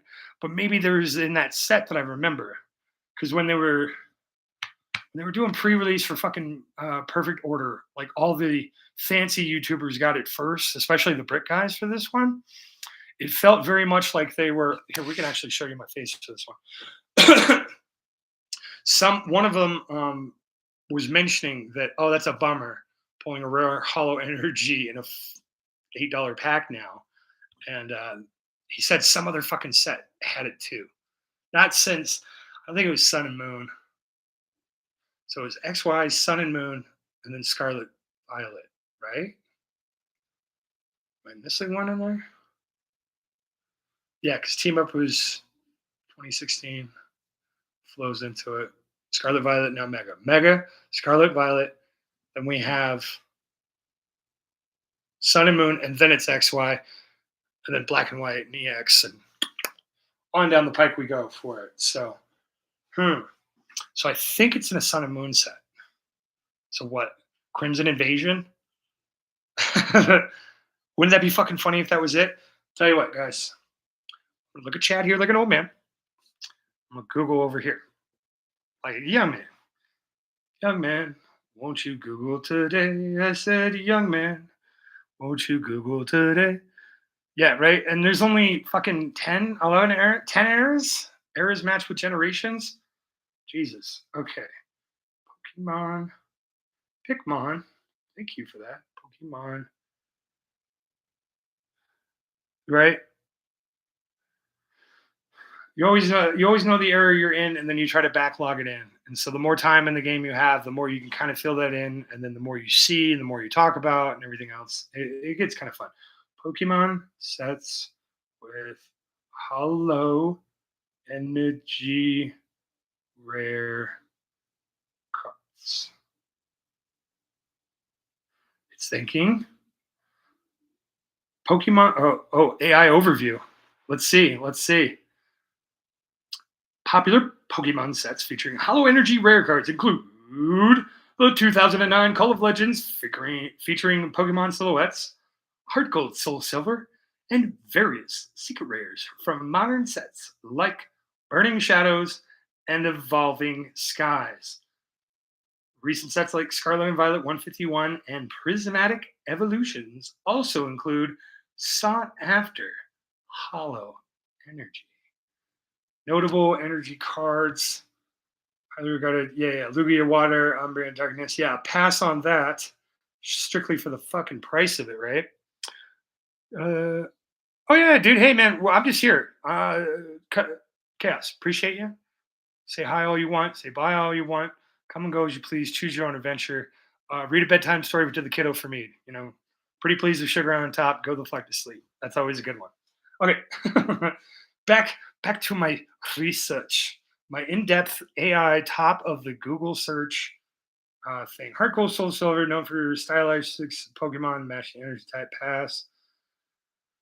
Popular set of 8 hollow energies is 151. Scarlet Violet Prismatic Evolutions features a special set of hollow energy rare cards. Secret rare energies. Burning Shadows, Evolving Skies, Chilling Rain, Guardians Rising, featuring full art gold or special foil designs. Pokemon. Okay, well, that gets us a little warmer, but I guess regular hollow rares. Elite Forum, best energy Pokemon energy cards collecting. Great hollow powder, limited release window, yet still affordable. Okay, well, shit. Looking at the, I guess they spread these out over the sets. Those fuckers, eh? Sharkly Spink, eh? I don't know. Then there's this guy's, whatever the fuck that is, reverse energy. They have the Rainbow Hollow full, I know, for a bunch. Maybe they bring those back, Frank? The reverse energy, like the old school ones. Because maybe they're playable? Shit. 10 most expensive Pokemon TCG energy cards. They have the play stamp bastards that have the silhouettes. That looks like Zoom and Enhance. Multi energy. So maybe they do a lightning and a multi energy and then something else. Yep, Frank. These are they. So if you look with my fat finger, you can see the silhouettes on them, right? And I've seen them, and they're definitely cool. And if you're gonna like display an energy card, I guess that's the one. But this is from 2022 TCG Player article. Yeah, feels feels like $200, $300 for a set of 6. Pokemon 151 Hollow Energy Complete Set all have 4 swirls. Weak. Okay, that's selling. Crown Zenith. Maybe it was the Crown Zenith. Oh, eBay. Every Hollow Pokemon TCG Hollow Rare individual card game. Hmm. They did have that on there. Are Hollow Energy cards rare? See, now you can't use the fucking term rare to mean rarity of the slot. God damn it. How the fuck you guys do this shit? Like, if it's not specific, you're just never gonna fucking find it. You're just gonna sit here digging and digging and digging and digging. So, with Hollow Energy rare card list, dare I say it, is Elite Form for 2024 going to be a little thing? Crown Zenith had the textured energy. I could probably find the fucking dude's video and watch it and find it faster and be like, oh, okay. Fuck you. TCG player. The 10 most expensive Pokemon TCG energy cards. December 27th, 2022. Oh my God. Drew Knapp. Everybody knows Drew Knapp. He wrote it. Okay. 10 Psychic Energy 2011 player reward. Foil 100 market price 102, listed median price 155. Fuck it, like 112. Right, that's that one. Get the little guy. Buy product. Okay, yeah, because reprinted they're reprints from the Call of Legends. So 2009 was Call of Legends, 11, 12. So 3 years later, they said fuck it. Water Energy, same thing. Psychic Energy, Call of Legends. I do not want to level up my game. TCG player, get off. Get out of here. You're more than me. Darkness has got it. Fairy Energy, Burning Shadows, Secret Rare. Fucking 77.35 market. Feels like a 50 bucker. You know, the gold, but it's fairy. People like the fairy, you know. It's like, how are you going to whip that out and not have, what is it? Sylveon? Fairy Evolution, Sylveon. Shit, one day I'll get all this stuff right. Multi Energy Special 1993. Oh, it's the League and Champion cards. Fucking $20. Reprinted multi energy from EXN Storm player. First player. Okay, weird. Call Energy. There's the other one. Okay, so Frank, we can have reverse energy, multi energy, call energy, and then the lightning. And then we would have the 3. No, because you'd still need 2. Because no, they only need 1. Because each set had a special one with the energy, but they all had 3 energies. So there's only 1 energy left. So 3 energy item cards. Please get home safe, buddy. Make good choices. I'm going the distance tonight. Fuck it. I'm gonna try to figure out this real quick, and then we're gonna get back to this. Rewatch is always there, and of course, thank God, the Hollow Hunters return tomorrow. We're back to our regularly scheduled program. So I will definitely catch you there, if not back here, or wherever the wind may take you, my friend. You enjoy those fancy Colorado roads, depending on which part of Colorado you're on. I feel like you're more towards Kansas and Mexico kind of area. You're not really fucking with the upper Utah, Wyoming corner, but you know that's me stereotyping again. Call Legends energy, darkness energy. Maybe they bring back darkness, Frank.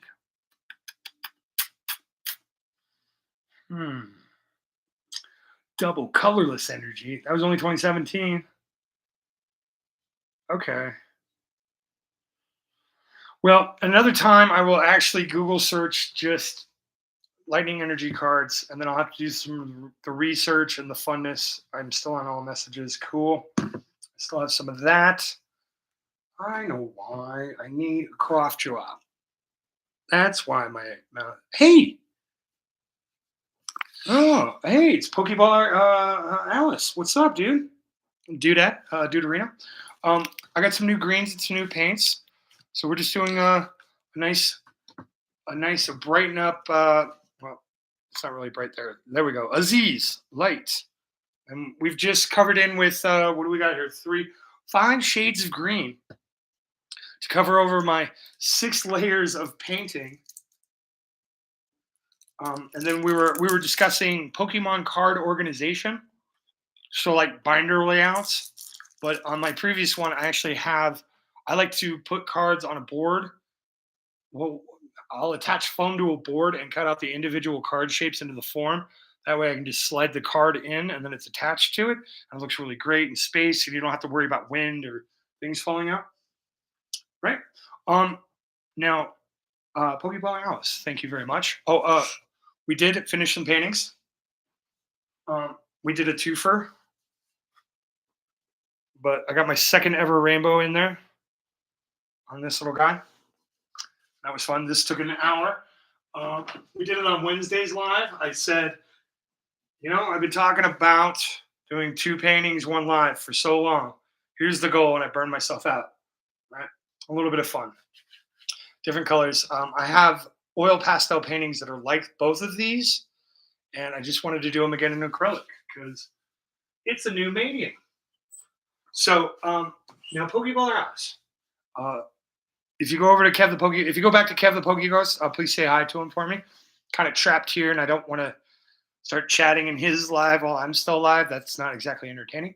But on this guy, so we could either keep it green, or I was thinking we'd do dark purple on it. So the dark purple being deep violet. So even just looking at it like this, or maybe even. Oh, he ended. Oh, okay. Oh, well, I'll Discord him or something. Thank you. Thank you, Alice. I appreciate that. That's so dope. I have this medium dioxazine purple, right? It feels like it might, right? So you have the complementary contrast of similar values and a juxtaposition playing out for it, right? Maybe something like that. Hmm? Or I just stick with the dark green and then we just add in some browns underneath. Just a nice little or we just stay green and stay solid green. Okay, now monochromatic green, or do we slide in some purples as a complementary contrast, or do we add in some browns for a more realistic, grounded nature, and we leave the eye to dance and play with this? I'm gonna do whatever I want, but if you got some thoughts, some feelings, or since you are a wonderfully prolific artist, I'm about halfway through your back catalog. I'm trying not to stalk you or get too giddy or like too many of your videos all at once, but I'm getting there. Oh, hi and bye, Alice. Listen to my dulcet tones to pass you out, or just tune in and drop out. Choose your own adventure. Thanks for being here, though. Makes me want to check to see who the heck is still alive then. Oh, the Rushmore Shore Top 4 Ranking Podcast. Coming in here. They were probably in here lurking. We got Daniel Domeno going off. Well, update. Okay, PokeJack is live. Daniel Domeno Arts is live. Nabcore is live. And Ebony is still live. Well, that's a bummer. No, not really. Okay.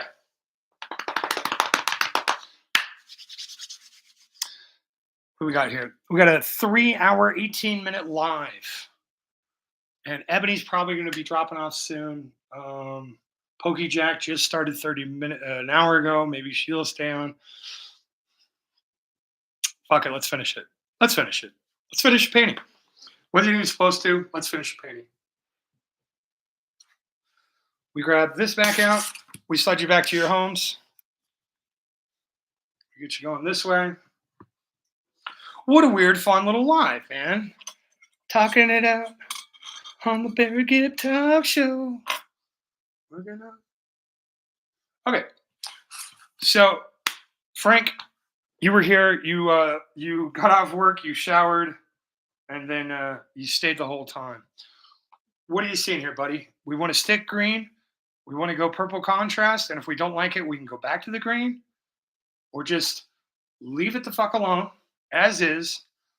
We just do something, or do we just sign it and call it? No, no, no, no. Signing is not an option. We're not ready to sign.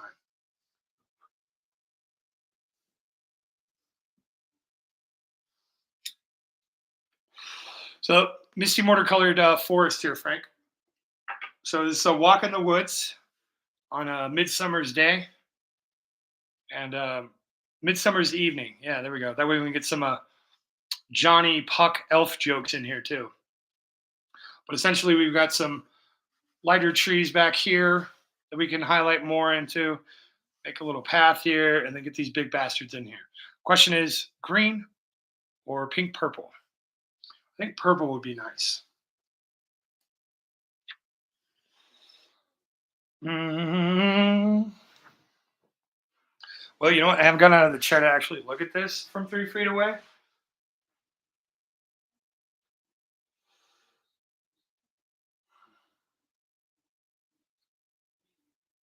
Yeah, so what we could do is we can go back in with the color. Now that we have a solid base of canvas and dry color, and it's not some messed up fucking hodgepodge of 7 different practices, now that we actually have this the way it is, purple would be nice. Well, I think you're very nice, Frank. So that's what we're going to go for. Okay. Um, we're just going to set. We're going to test. What we do here is we test. Test limits, patience, rules, funness. We test.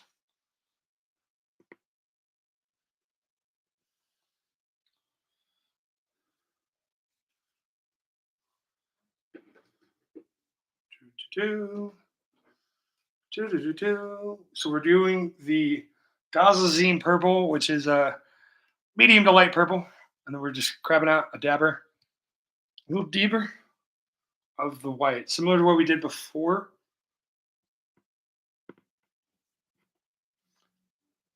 But a significant less. We still want it dark, but we want it to be able to contrast against the green. We want it to sparkle, to shine. I've never seen anybody shine like you, Dana. Okay, we have our 1 inch brush. We know it's a 1 inch brush because it says 1 inch. Coming back down here. We're actually pulling it this way. Pulling both at the same time. And as you can see, that color is kind of dancing. Dabbing because we want those bristles. We want the illusion of lots and lots of fun little leaves. So I'm thinking we're going to leave all of this. This has got to get filled up. We've got to fill him in. No, we're testing. Damn it, we're testing.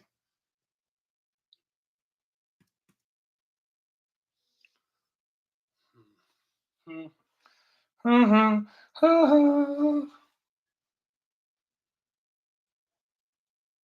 way in the back here. Fuck. How do I test? What do we do? Oh, golly jeepers. Yeah, fuck it. I want to test over here. It's dark. It's dark. Yeah, but over here, you can see it. This is why we plan things, folks. You think it out in advance. You get some of these questions, solved. Not all of them, but here we are.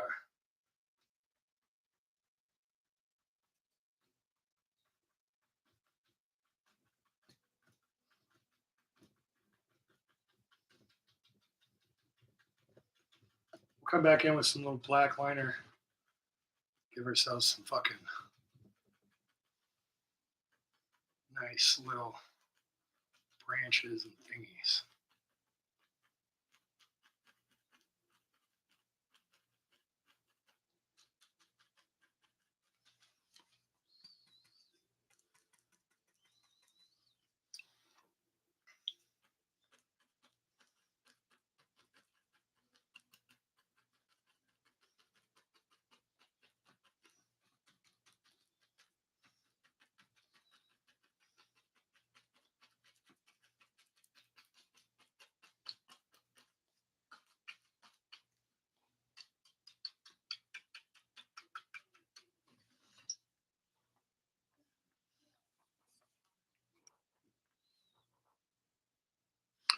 Hmm,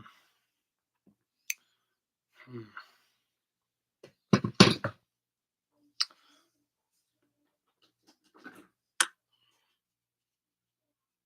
Starlight, storm bright, Wi-Fi. Da-da-da-da-da, da-da-da-da, da-da-da-da. Okay. Darker purple, we mix them with the white. Now we've got that medium purple, the deep violet. Let's go back into it.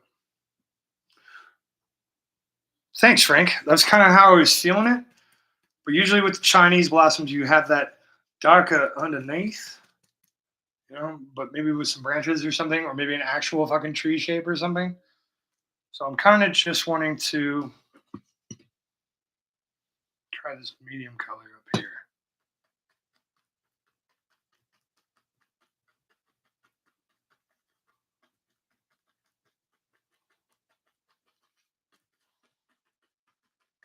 But I'm feeling like I need more black underneath. Or maybe I use this as the bottom coat and then I use this as the highlight of cherry.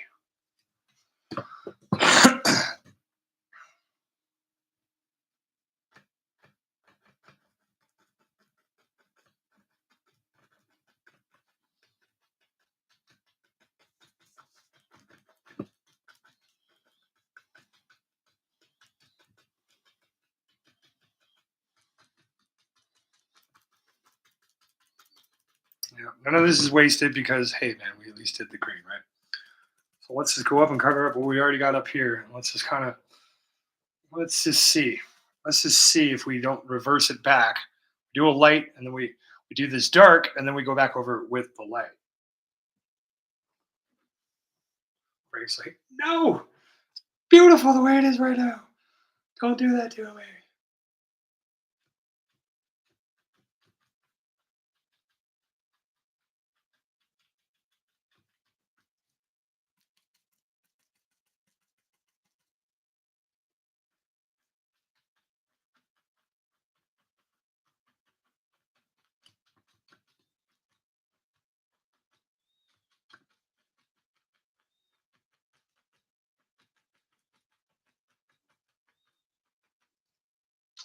Dusty, dude. What's up, brother? Yeah.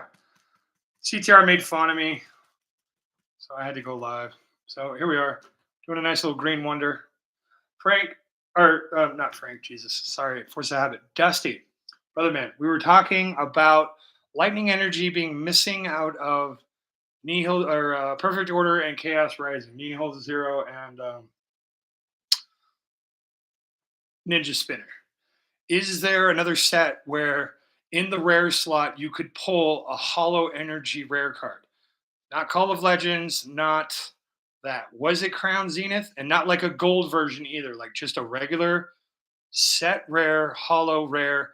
Piss you off because you spent $4 on the pack and you got a hollow rare. Is there a set like that off rip you can think of, buddy? We tried Googling it earlier. Mixed results.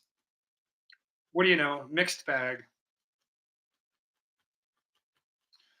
Even Google AI was off on something. How are we feeling about this now? Mm,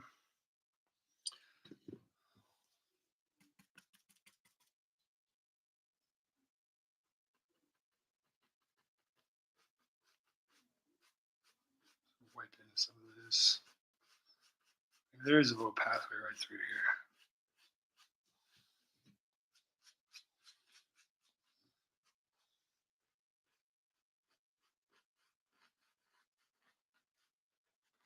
It's way back over there.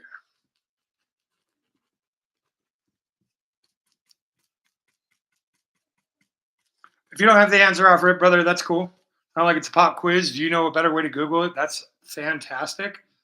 And feel no pressure, brother. But just kind of curious because I had a layout that I wanted to do with energy cards that I got from those two Japanese sets, plus their item cards, um, the energy recycler and the energy retrieval. And Frank pointed out that I did not have the lightning. So I was thinking if there was another set that it did it, because another PokeTuber had told me there was another set, and I just can't remember what fucking set, then maybe I'd grab the lightning from that. But then Frank was cool enough to point out that in the summer set with the alleged supposed mega dark rye, that maybe there would be dragon and fairy energy types because they did three energies in each set plus one full art energy thingy. So I was doing, yo, dude, Napcore. Yeah, sorry, I went live. You've been going live.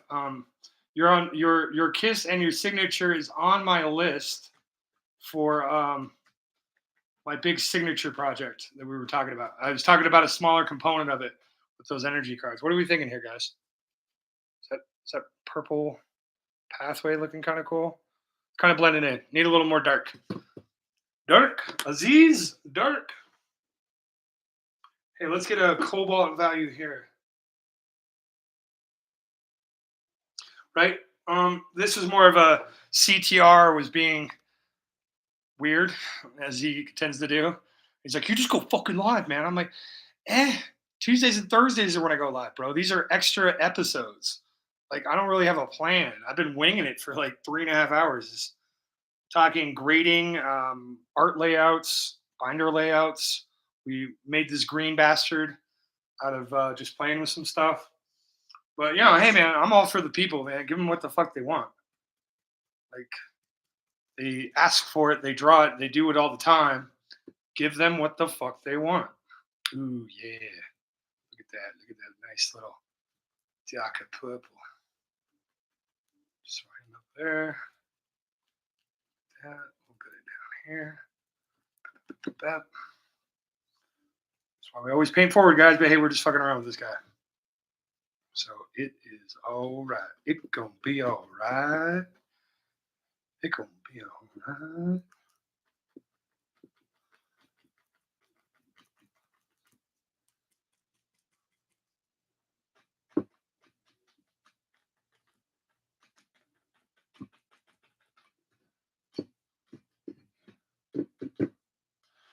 But I think last night would have been the play. A lot of what I was asking about tonight, because I was talking with Raw Philosophy, is like shit. No one was on last night, man. It would have been really cool, right? Miracles can happen every day when you have a fucking plan, dude. Right? When in doubt, know your way out. That kind of shit. It's dope. Okay.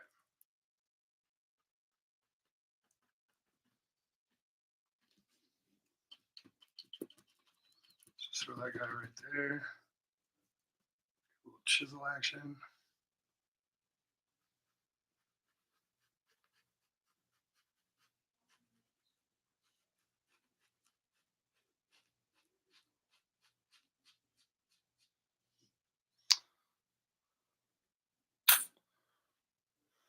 Makes me feel better about leaving the green underneath, but I still feel like I should have started off with a layer of black.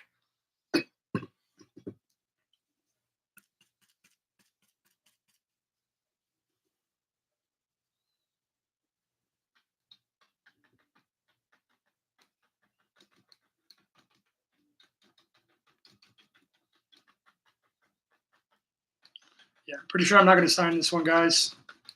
Pretty sure we are going to try again with this one. But hey, we know the green works pretty good.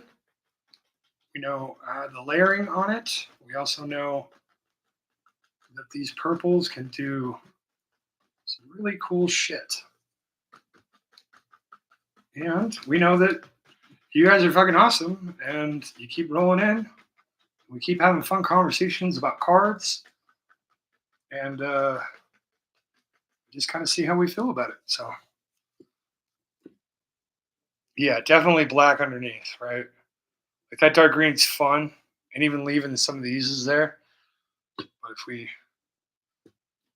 if we actually bring it in for the real thing for you, coffee and contemplation style, right? It's okay, but we definitely needed more layering back here. We needed a brighter spot here indications of some things here, and then like dark green, and then lighter purple, and then we get into dark purple and black or something.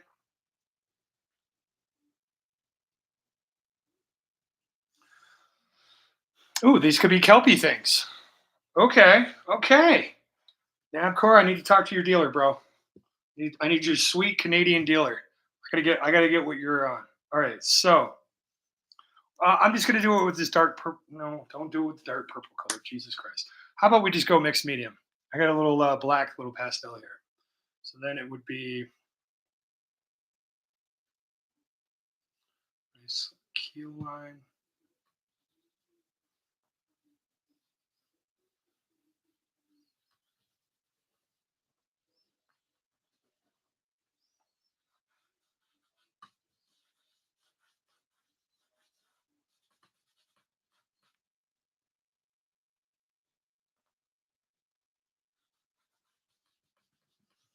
Nemo touched the butt.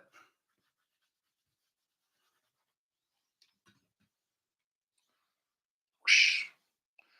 And it's more like a raft. So then we come in.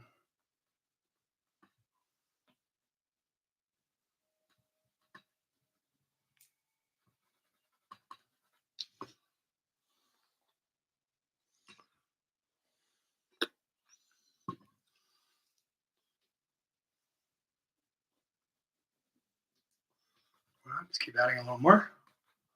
Find our right boat-like shape, or it's a big ass fish.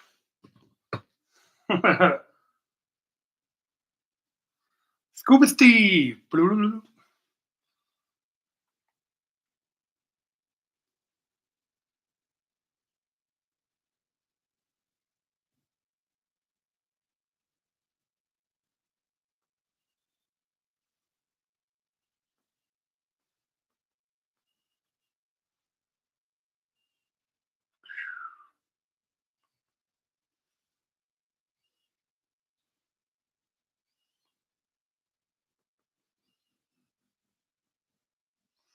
There, guys. Scuba Steve from behind. Doesn't look like Scuba Steve. Looks like Scuba thrown up. Doesn't matter. Guys, I think I'm spent. What time we got on this stream? 3 hours, 37 minutes. Let me get the rest of this paint off this brush. Cover up some of my sins here.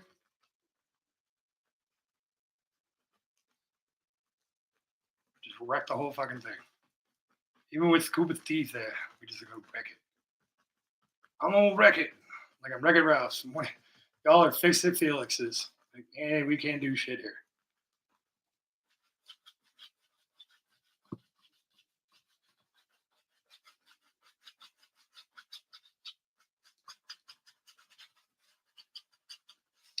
Napcore, thank you, man. You've kind of got me spurred into some ideas about some underwater cave things.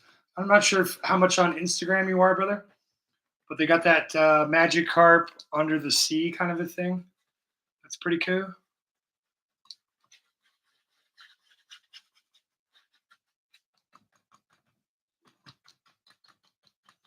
Where they isolate the magic carp and then they just draw a deep cave for it. That's kind of neat.